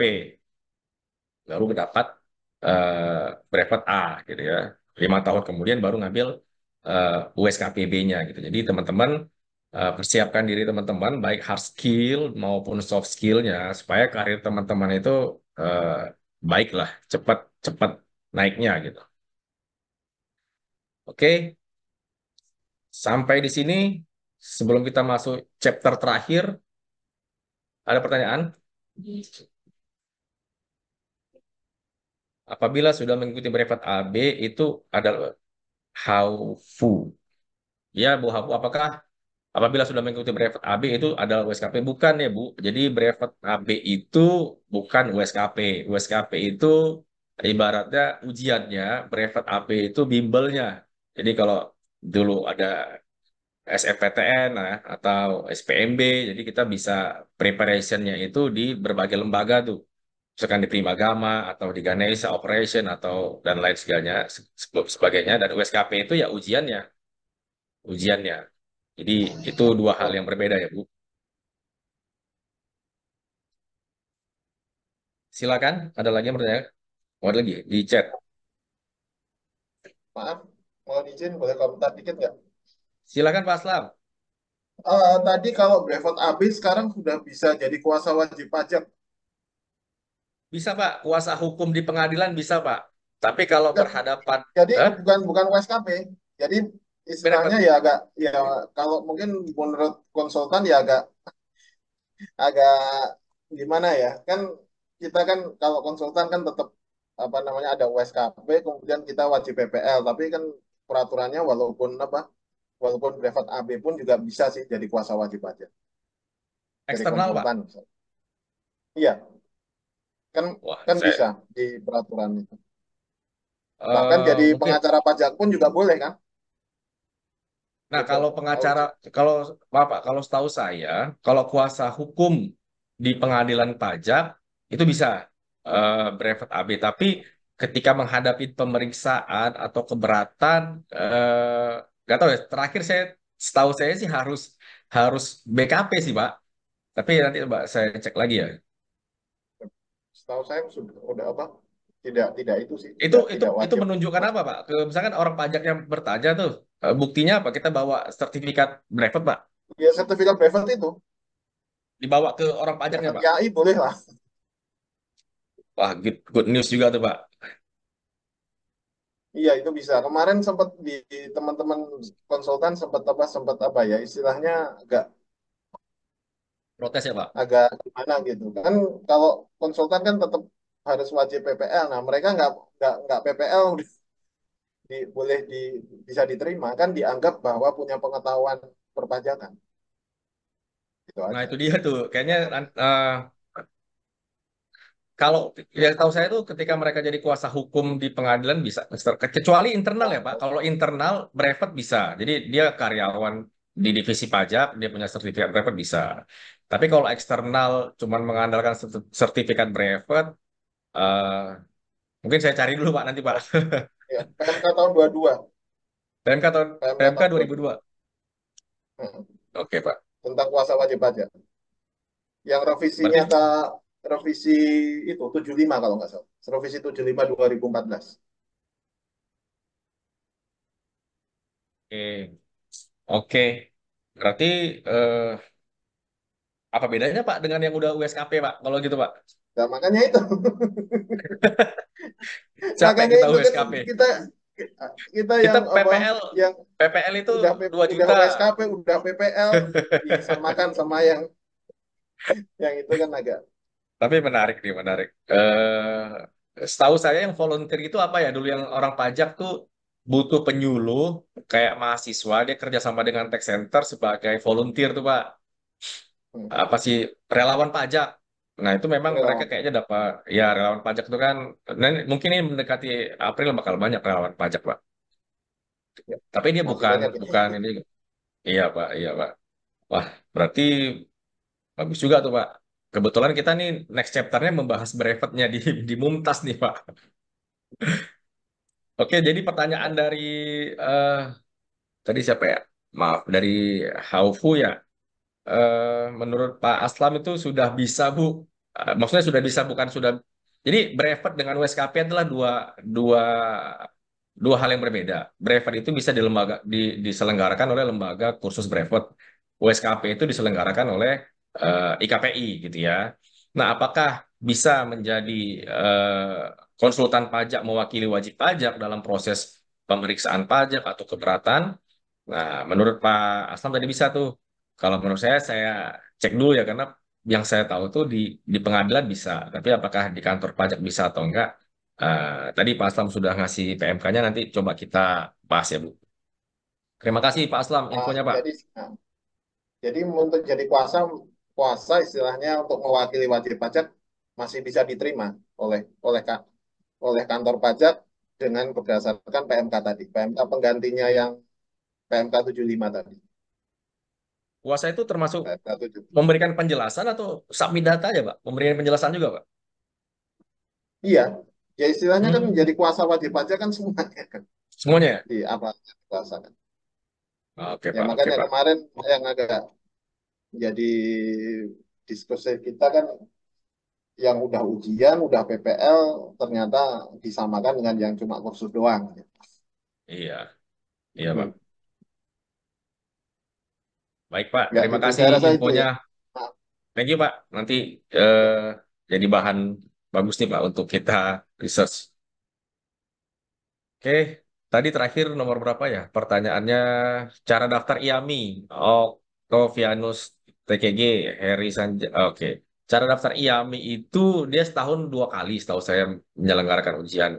Itu nanti bisa dicek di webnya ya, web IAMI. Apa aja yang dibutuhkan. Tapi setahu saya nggak terlalu susah sih cara daftar IAMI. Kalau kira-kira kita butuh preparationnya di UI Salemba itu ada tuh preparation IAMI, termasuk eh, preparation ini ya CPMA ya, termasuk preparation CPA, termasuk preparation CA. Jadi kita sekitar sebulanan lebih membahas soal-soal yang berkaitan dengan ujian. Bagaimana kita berkomunikasi dengan klien atau tim internal yang mungkin memiliki pemahaman terbatas tentang peraturan perpajakan dan akuntansi. Bagaimana kita berkomunikasi dengan klien atau tim internal. Ya, Pak Heri mau tidak mau kita harus sering-sering diskusi, Pak. Memang problemnya, saya juga sadar ketika kita sebagai konsultan yang kalau ke tim itu nggak susah. Kita bisa bikin di saya dulu ada namanya weekly micro teaching. Jadi dari saya dan tim saya untuk kita semua tuh. Jadi misalkan ada di highlight misalkan masalah TER. Kita minta tim kita diwajibkan untuk presentasi terkait TER, pemahaman mereka nanti kita tanya. Atau nanti kitanya selaku partnernya yang bicara mengenai TER atau mengenai tema lain. Itu bisa kita bangunlah komunikasi itu supaya tim kita juga melek pajak ya. Nah, permasalahannya di klien memang Pak. Kalau saya ke klien itu lebih sering membicarakan hal-hal yang menakutkan supaya mereka ada timbul awareness-nya. Hal-hal yang menakutkan itu ya kita bilangnya konsekuensinya seperti apa, denda penaltinya seperti apa. Gitu. Meskipun omset kita besar, kalau kita harus bayar pajak besar kan sama aja. Jadi karena gini, asumsinya klien itu ketika dia biasanya membayar konsultan, pajaknya beres, pajaknya lebih kecil, dia nggak mau repot. Biasanya seperti itu ya. Mungkin teman-teman yang sebagai konsultan juga merasakan hal yang sama gitu. Nah, mau nggak mau ya kita kalau saya harus bikin rutin meeting tuh highlight isunya apa aja. Jadi membuat mereka tuh harus sadar gitu. Oke, tuh. Oke, sedikit lagi kita lanjut ya. Ada pertanyaan lagi? Oke. Ini yang terakhir, Introduction of Mumtaz Academy. Ini yang saya bilang berbau iklan ya teman-teman ya. Mudah-mudahan bermanfaat bagi teman-teman. Jadi Mumtaz Academy itu apa? Mumtaz Academy itu, saya bercerita tentang Mumtaz Academy ya. Startup yang fokus pada pelatihan pendidikan dan persiapan ujian sertifikasi profesi di bidang akuntansi dan perpajakan. Mumtaz Academy bagian dari Mumtaz Consulting yang berdiri sejak 2017. Jadi Mumtaz Academy ini baru tahun lalu nih. Dan saat ini kita fokusnya masih ke pelaksanaan brevet ya teman-teman, pelaksanaan brevet AB secara hybrid, online maupun offline. Ya. Dan di sini ada juga nih alumni kita nih di Mumtaz Academy batch kedua. Oke. Kemudian visi misi kita Mumtaz Academy itu adalah visinya menjadi lembaga edukasi akuntansi dan perpajakan nomor satu di Indonesia. Misi kita ya harus menjadi open-minded dan hardworking, enthusiast and never give up in facing challenge, update any change to applicable rules, conducting low-cost seminar. Nah, termasuk jadi ada bagian dari misi kita memberikan seminar gratis ataupun low-cost seminar untuk meningkatkan knowledge ya para profesional. Kemudian collaborating dengan berbagai university gitu ya untuk meningkatkan pemahaman akuntansi dan perpajakan bagi mahasiswanya. Oke. Kemudian bagi teman-teman yang nggak tahu ya, tadi kalau Pak Aslama udah hatam dia terkait perpajakan ya. Teman-teman yang nggak tahu terkait dengan brevet pajak adalah brevet pajak itu pertama kali tahun 1984. Tujuan program ini untuk meningkatkan pemahaman keterampilan para profesional akuntan dan individu lain yang terlibat dalam masalah perpajakan. Kursus ini berfokus pada aspek perpajakan, ya, termasuk peraturan perpajakan, perhitungan pajak, kewajiban pelaporan, dan audit pajak. Sertifikat brevet pajak memiliki nilai yang tinggi dalam dunia perpajakan Indonesia. Memegang sertifikat brevet pajak menunjukkan bahwa seorang telah melewati pelatihan dan ujian dalam bidang perpajakan dan mereka memiliki pengetahuan yang dibutuhkan untuk memahami dan mematuhi peraturan perpajakan yang kompleks di Indonesia.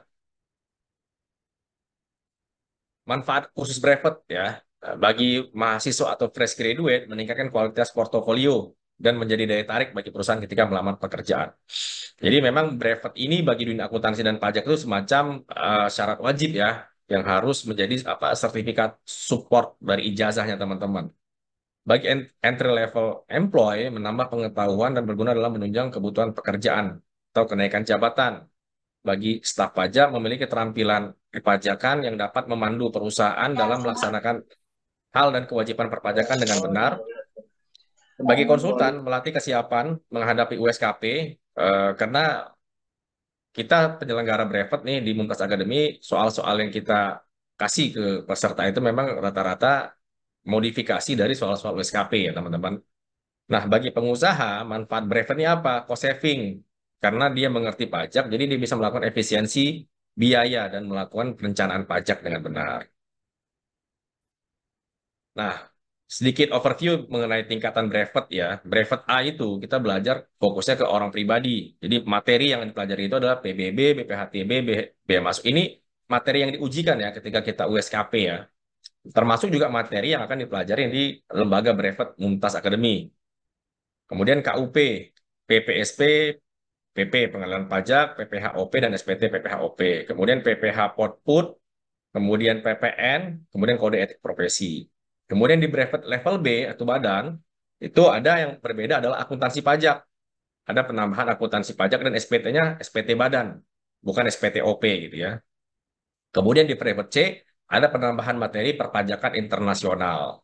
Itu ya teman-teman, ini level brevet yang ada gitu. Biasanya kalau di kursus brevet itu A dan B digabung, C yang terpisah gitu. Dan kita juga menyelenggarakan hal yang sama.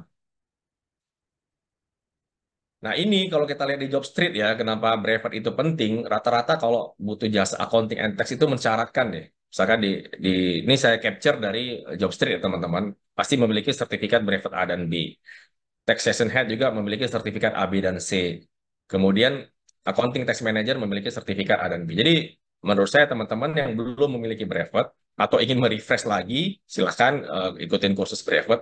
Karena di batch pertama kita dan batch kedua kita tuh beberapa tuh sudah pernah ikut, cuman 5-6 tahun yang lalu ingin update regulasi, dia ikut lagi di batch kita hanya untuk refresh ilmu ya. Nah, lebih bagus lagi kalau teman-teman selesai dari brevet ikut ujian USKP. Jadi masih fresh materi-materi perpajakan, kemudian ikut USKP. Itu lebih lebih apa ya? Lebih menunjang lagi karir teman-teman gitu. Karena teman-teman bisa menjadi kuasa gitu, wajib pajak. Oke, ini demand-nya ya, demand atas tax expert yang sudah memiliki brevet AB. Nah, ini dari kita, kenapa harus kursus di Mumtaz Academy? Yang pertama, kita harganya sangat terjangkau dan bisa dicicil. Jadi kita, seperti misi kita, menyajikan kursus brevet yang sangat low, sangat biaya low cost. Kemudian gratis mengulang kelas brevet selama setahun. Jadi setahun itu kita bisa 2, 3, atau sampai 4 kali ya, tergantung kuota.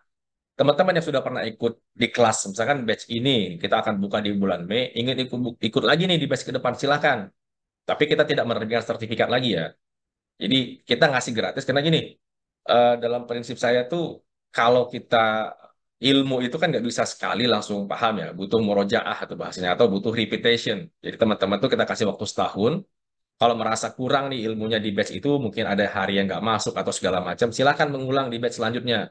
Mungkin ada regulasi yang baru di batch selanjutnya. Kita open itu untuk teman-teman yang mengikuti kelas private di kita ya. Itu nilainya kalau ikut sampai 2-3 kali itu sekitar 7 juta dan itu kita kasih free. Selama ikut brevet, teman-teman gratis konsultasi pajak selama 2,5 bulan sampai 3 bulan. Itu kita free-in, ada satu sesi nanti teman-teman silakan ini curhat masalah perpajakan, apakah selaku pelaku usaha ataukah sebagai karyawan, silakan. Bahkan sampai saat ini nih eh, sudah lewat 3 tahun, 3 bulan ya. Teman kita dari ada yang peserta dari batch pertama tuh masih sering nanya tuh. Memang masih kita ladenin juga. Itu nilainya sekitar 9 juta tuh. Kemudian pengajar kita itu kalau saya bilang 50-50 ya, 50% itu dari ASN DJP, 50% itu dari konsultan dan praktisi pajak. Kenapa gitu? Supaya view-nya itu jadi berimbang. Kalau seluruhnya ASN takutnya terlalu pro ke negara, kalau seluruhnya konsultan pajak terlalu pro wajib pajak. Jadi nanti teman-teman bisa bisa mencermati bagaimana kalau pengajarnya itu dari aparatur pajak dan bagaimana pengajarnya kalau dari praktisi pajak gitu ya. Jadi kita lebih lebih netral gitu. Kemudian yang kelima, benefit di Mumtaz Academy itu adalah soal-soal latihan kita itu dari USKP. Jadi kebetulan saya punya banyak soal-soal USKP, Bang USKP dari tahun 2010 ya, sepertinya sampai sekarang. Jadi itu kita modifikasi dengan aturan yang terbaru. Jadi teman-teman tuh lebih terbiasa menghadapi soal USKP. Memang agak sedikit susah, tapi paling enggak teman-teman lebih lebih dekat lah ke target utamanya terkait dengan soal-soal USKP gitu. Kemudian nah, ini yang terakhir. Rencananya kita akan buka di bulan Mei, kursus brevetnya, brevet AB, start in Mei, totalnya sekitar kurang lebih 70 jam, 9 kali pertemuan, ini biayanya. cukup dengan 500.000 udah bisa join ya. Ini materinya dan kita mengadakan online offline ya teman-teman ya. Jadi online itu bisa dari seluruh Indonesia. Kalau offline lokasi kita di Jakarta Selatan di Pondok Pinang. Tuh. Kalau yang di Jakarta saya sangat menyarankan kelas online karena dia free. Bisa silakan bertanya sepuas-puasnya ketika sesi berlangsung gitu. Oke teman-teman, mungkin itu perkenalan dari saya. Nanti untuk lengkapnya terkait dengan brevet yang akan diadakan Mumtaz Academy di batch ketiga akan diinfokan oleh Mbak Putri ya di grup. Silakan teman-teman sebelum kita sholat Jumat, mungkin ada satu atau dua pertanyaan dari peserta, silakan. Oke, Ya, ini ada pertanyaan dari Sharon Gloria. Pak, izin bertanya, apa permasalahan terbesar yang pernah Bapak hadapi selama bergelut di dunia akuntansi dan pajak dan bagaimana Bapak menyelesaikannya? oke, Sharon Gloria Natalin. Terima kasih pertanyaannya. Permasalahan terbesar yang pernah hadapi selama bergelut di akuntansi dan pajak dan bagaimana menyelesaikannya. Permasalahan terbesar adalah pernah satu kali saya bekerja di satu perusahaan yang cukup besar gitu ya. Jadi ini sedikit cerita. Em, jadi pada saat itu keluar SP3 sudah keluar sekitar 8 bulan sebelumnya tuh surat pemeriksaan pajak sudah keluar. Tapi ini bukan single tax. Jadi saya beruntungnya di perusahaan itu sering menghadapi pemeriksaan pajak. Saya baru merasa beruntung sekarang pada saat itu mah ngedumel ya kok banyak banget nih diperiksanya gitu ya. Jadi pada saat diperiksa itu saya punya atasan low respon lah dalam artian memang kadang-kadang kita memberikan data ke orang pajak terlalu cepat tidak baik, terlalu lama juga tidak baik ya teman-teman. Ini kondisi teknis di lapangan. Mungkin saya pikir waktu itu karena saya baru join, wah ini mungkin strategi. Strateginya nanti mungkin data akan kita submit mendekati masa-masa akhir pemeriksaan supaya orang pajaknya tidak banyak mencari-cari hal lain itu. Ternyata dugaan saya salah. 1 bulan mendekati closing conference, 1 bulan mendekati batas akhir pemeriksaan, atasan saya resign. Jadi waktu itu posisi saya masih asisten ya. Dan sebenarnya pada saat itu saya sedang ambil PPAK tuh di salah satu kampus di Indonesia lah. Nah, pada saat ngambil proses PPAK itu, atasan resign, staff saya juga tidak bisa, maksudnya tidak sampai ke sini ya. Maksudnya saya belum bisa mendelegasikan ini karena masing-masing sudah punya kerjaan. Saya memutuskan untuk berhenti PPAK. Padahal saya waktu itu saya sudah jalan beberapa pertemuan, ya udah uangnya hangus lagi. Karena apa? Karena saya khawatir pemeriksaan ini tidak terhandle. Jadi sebenarnya kalau saya berpikirnya agak tenang ya, maksudnya tidak terlalu terbawa emosi. Waduh, ini tanggung jawab saya nih. Waktu tinggal sebulan sama bos gitu, bos resign. Waktu tinggal sebulan. Sebenarnya nggak bukan salah saya juga gitu ya. Toh juga si CFO-nya manggil konsultan. Tapi kayak ada beban nih bagi saya. Kalau saya tetap lanjut PPAK waktu itu, maka pemeriksaan ini hasilnya tidak baik. Nah, waktu itu saya putuskan untuk berhenti di PPAK. Saya benar-benar berhadapan dengan pemeriksa terkait masalah ini. Dan surprisingly, koreksinya besar waktu itu. Koreksinya bahkan besar besar sekali menurut saya. Karena kalau kita kalah dibanding sampai bisa harus bayar 1 triliun. Gitu. Dan waktu itu untuk membuktikan, jadi yang dikoreksi mereka itu adalah terkait dengan aset. Dan itu saya anehnya itu orang orang pemeriksanya minta mana bukti atas pembelian aset yang nilainya itu hampir 2 triliun kalau nggak salah. Itu saya pergi ke gudang tuh gudang penyimpanan dokumen di daerah. Kalau tahu teman-teman di BSD ini ada jasa kustodian tuh, saya masuk tuh segudang segede segede gaban gitu ya. Kan isinya owner semua ya. Jadi saya ke situ, saya bilang ke yang jaga, saya butuh orang, saya bayar, pokoknya saya minta dokumen ini, dokumen banyak. Saya 2 hari di situ.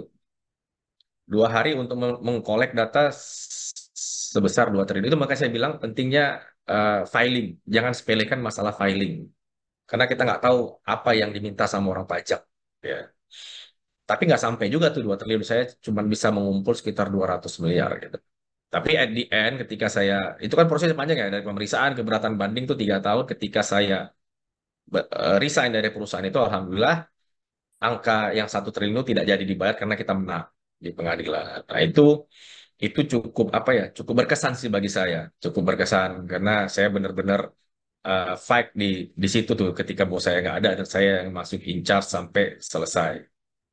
Gitu ya, Siran. Jadi eh, apa ya? Menyelesaikannya gitu harusnya menyelesaikannya dengan kepala dingin ya harusnya. Cuma waktu itu saya merasa tanggung jawab saya besar gitu. Jadi akhirnya saya tidak menyelesaikan PPAK, saya menghadapi pemeriksaan. Tapi itu ya pembelajaran yang bagus ya bagi karir saya. Kemudian kita ke Lia Widya Pangestia. Di setiap oke, baca Bu. Oke. Dari Lia Widya Pangestika, di setiap bidang pekerjaan tentunya ada tantangan dan kesulitan masing-masing, tidak terkecuali bidang perpajakan dan akuntansi. Di bidang perpajakan dan akuntansi sudah tentu banyak terdapat permasalahan yang kompleks dan pastinya akan membuat akuntan mengalami tekanan dan stres. Pertanyaannya, menurut Bapak, cara efektif mengelola tekanan dan stres yang sering kali terjadi dalam pekerjaan di bidang perpajakan dan akuntansi itu bagaimana?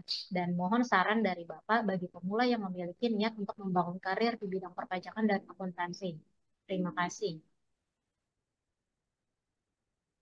Kalau ditanya saya dulu, ketika saya stres-stresnya, saya juga sama. Saya nggak tahu kemana nih caranya stres. Paling ya jalan sama teman liburan gitu ya, kapan harus kerja. Tapi kalau ditanya sekarang, ya kembali ke apa ya, ke agama sih, sorry ya. Mungkin sekarang semakin bertambahnya umur, kayaknya kita semakin mendekat ke agama. Jadi Lia Widya, eh, silakan mendekat. Bagaimana caranya mendekat ke agamanya ya, semakin mendekat ke Tuhan. Jadi kalau saya stres tuh ya saya berhenti sejenak, cari teman-teman yang memang kan gini, semua yang bikin kita stres ini kan sebenarnya masalah dunia ya, benar ya. Nah, satu-satunya perkara yang bisa merendahkan dunia adalah ketika kita bicara masalah eh, apa akhirat gitu ya. Kalau dalam Islam itu akhirat. Bahwasannya setelah dunia ini akan ada perjalanan yang panjang. Nah, itu biasanya saya hadir ke pengajian, mendengari ceramah via YouTube atau ya banyak aktivitas-aktivitas yang berkaitan dengan agama. Gitu. Karena menurut saya itu yang lebih eh, lebih mengobati ya di usia saya yang seperti ini ya. Tapi sebenarnya kita sendiri gini, sebenarnya kita tahu harus jadi kalau dalam problem solving itu yang pernah saya pelajari itu adalah kita harus tahu dulu root cause-nya apa. Misalkan kita root cause kita apa? Kayak saya tadi, misalnya root cause kita cari masalahnya apa? Wah, ini pemeriksaan kekurangan manpower, bos resign. Oke, diturun ke bawah. Kenapa ini terjadi gitu ya? Oh, efeknya apa? Oke, kalau begitu maka koreksi akan besar. Apa yang kita butuhkan? Kita butuh manpower. Berarti kita highlight ke CFO, hey, gue kurang orang nih, lu mau nambah orang nggak? Oke, spek apa yang kau butuhkan? Seperti ini, seperti ini. Nah, terus itu kita bagi aja. Oh, jadi untuk PPN, kita minta orang sekian dengan spek sekian, PPH orang sekian, spek sekian. Terus kita akan ngomong ke tim. Itu yang begitu saya lakukan. Kita akan meeting setiap hari jam 8. Saya pengen risal kalian, kalian lembur-lembur lah. Nanti akan ada additional cost. Nggak masalah. Yang penting isu ini bisa kita bisa selesaikan dengan risal yang bagus.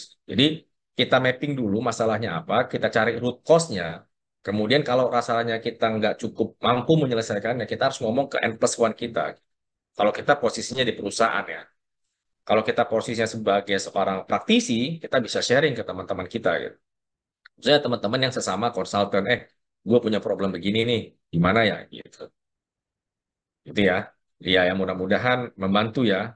Sebenarnya stres kita itu, kalau kata siapa tuh, stres itu terjadi karena berbedanya antara ekspektasi dengan hasil yang diharapkan. Stres itu terjadi di situ tuh, berbedanya antara ekspektasi dengan hasil yang diharapkan. Nah, tinggal kita aja bagaimana sih memanage itu gitu. Kayak saya bilang tadi, pendekatannya bisa ke agama atau kita cari root cause-nya. Kalau memang kita di bidang itu gitu di perusahaan. Kemudian ada pertanyaan dari Reza Sanzero. Pak izin bertanya, jika kita ingin membuka perusahaan dagang, lebih baik merekrut orang akunting dulu atau orang finance dulu ya, Pak? Sebenarnya kalau tergantung size-nya ya Pak Reza. Kalau baru sih, baru biasanya FIT itu satu orang tuh. Finance Accounting Tricks itu satu orang. Kalau perusahaannya tidak terlalu besar. Kalau perusahaannya sudah besar tuh definisinya ya. Kalau saya bilang tuh ya UMKM lah.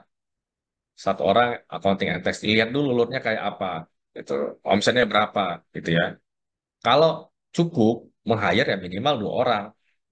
Minimal 2 orang, nanti ada yang bagian treasury, ada yang bagian bookkeeping, bagian accounting bisa di combine lah dengan teks. Nah, bagian treasury mungkin bagian penerimaan dan pengeluaran uang gitu. Jadi kalau memang mampunya eh, 1 orang yang, kalau saya rasa sih accounting itu lebih dibutuhkan karena accounting yang mencatat laporan keuangan. Kalau finance kan nanti banyak kaitannya ke treasury. Kalau udah agak besar mungkin ke apa budgeting, forecasting segala macam gitu ya, cash flow gitu ya. Kalau saya rasa sih accounting, karena accounting itu ilmu basic, ilmu generalisnya di situ. Gitu ya, Mas Reja. Ya, sama-sama. Oke. Baik, teman-teman, apa ada yang ingin bertanya lagi? Boleh di-unmute jika ingin bertanya langsung kepada pemateri. Saya boleh tanya nggak yang paling jauh dari mana ya?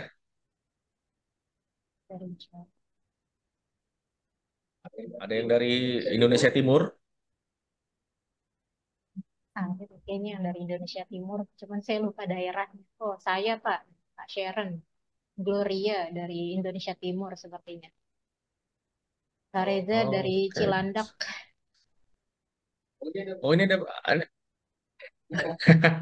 Cilandak mah tinggal peleset nyampe di sini. Ini ada Pak Istaklan nih. Pak Istaklan nih peserta batch kedua nih. Dari Aceh nih teman-teman.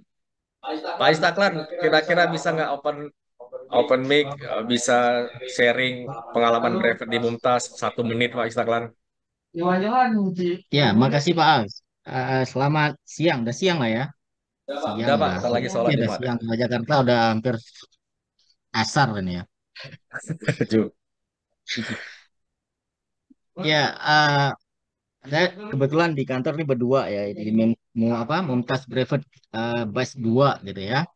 Dan kami kebetulan itu gabungnya pas banget sama keluar peraturan baru yang itu kemarin, dan pas Lebaran itu bagi THR itu luar biasa Pak. Terima kasih. Beruntungnya itu kami nggak pernah nyangka kalau pas gabung itu bakal dapat langsung pengalaman baru, hal baru, dan ketemu sama peraturan baru gitu.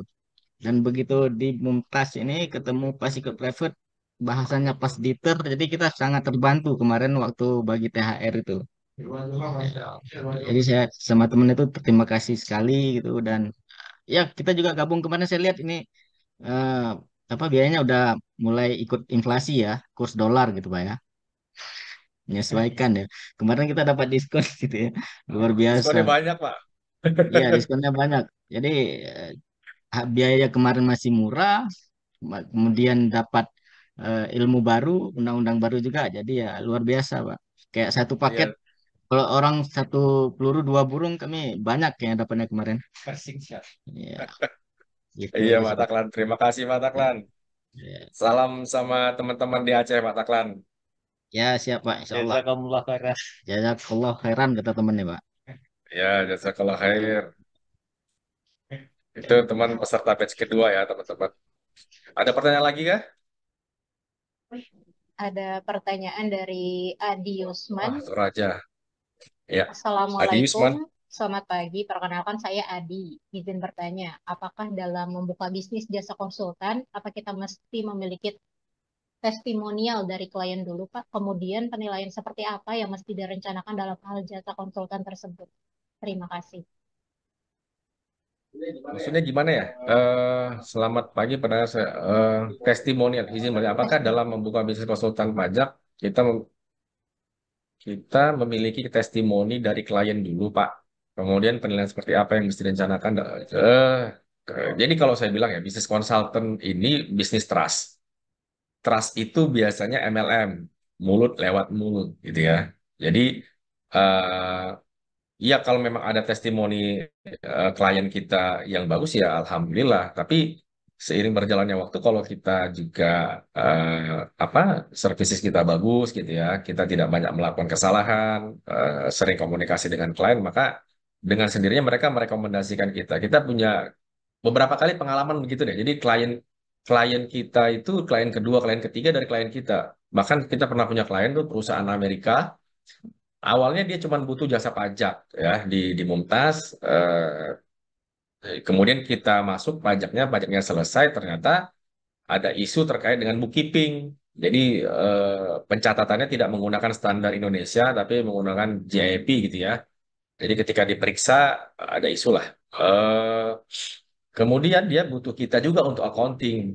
Bahkan orangnya resign, kita masih digunakan gitu. Jadi biasanya kalau kita masuk ke perusahaan asing itu konsultan lokal tuh agak susah ya, terus terang agak susah kecuali ada rekomendasi dari manajernya atau CFO-nya yang merekomendasikan kita. Karena kita konsultan lokal. Nah, alhamdulillahnya si manajer itu sudah resign, tapi direkturnya tetap percaya sama kita, jadi kita tetap dipakai. Jadi intinya eh, apa ya? Kalau moto kita tuh intinya dalam bekerja tuh amanah dan profesional. Kita jujur dalam bekerja dan juga profesional dalam memberikan jasa. Gitu ya, kira-kira Mas Adi Usman. Link absensi belum ada ya untuk sertifikatnya. Sudah, nanti Di yang berarti di-share di 51 orang WA itu. grup ya sekalian Ya, kuesioner. ya nanti di-share ya, Pak. Dari Oke, Kariza, saya Beritat AB Mumtaz Bid 1. Belum ada peraturan baru TER di 2003 pada saat itu. Mulai Januari 2024 diberlakukan. Tapi Pak Al baik sekali. Saya diperbolehkan ikut kelas ngulang dan suka bertanya dan selalu dibalas mengenai TER. Web e-buku PPH 21 dan lain-lain. Terima kasih banyak Pak Rial. Dari saya. terima kasih Mas Reja testimoninya. Baik, Ya, semoga sepertinya makin makin mantap karirnya. Oke, ya terima kasih teman-teman. Kita bisa ini nggak, Bud? Foto. foto di apa Kak, share screen-nya dimatiin dulu Kak. Oke, share screen-nya saya matiin. Bagaimana? Oke, terima kasih teman-teman.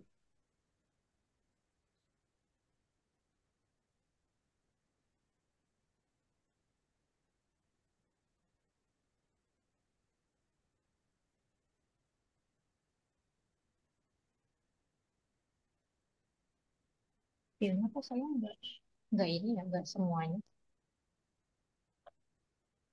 Aja tutup. Ya, Bentar ya teman-teman ya.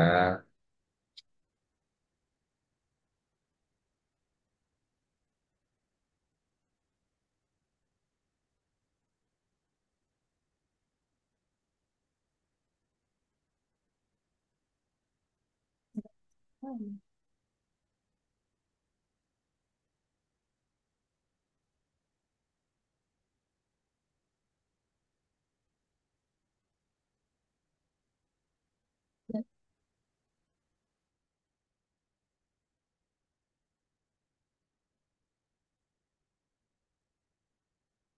Bisa, bisa. Sebentar. Bisa sebentar. Oke. Udah. Terima kasih teman-teman. Mohon maaf lahir batin ya, mumpung masih Syawal.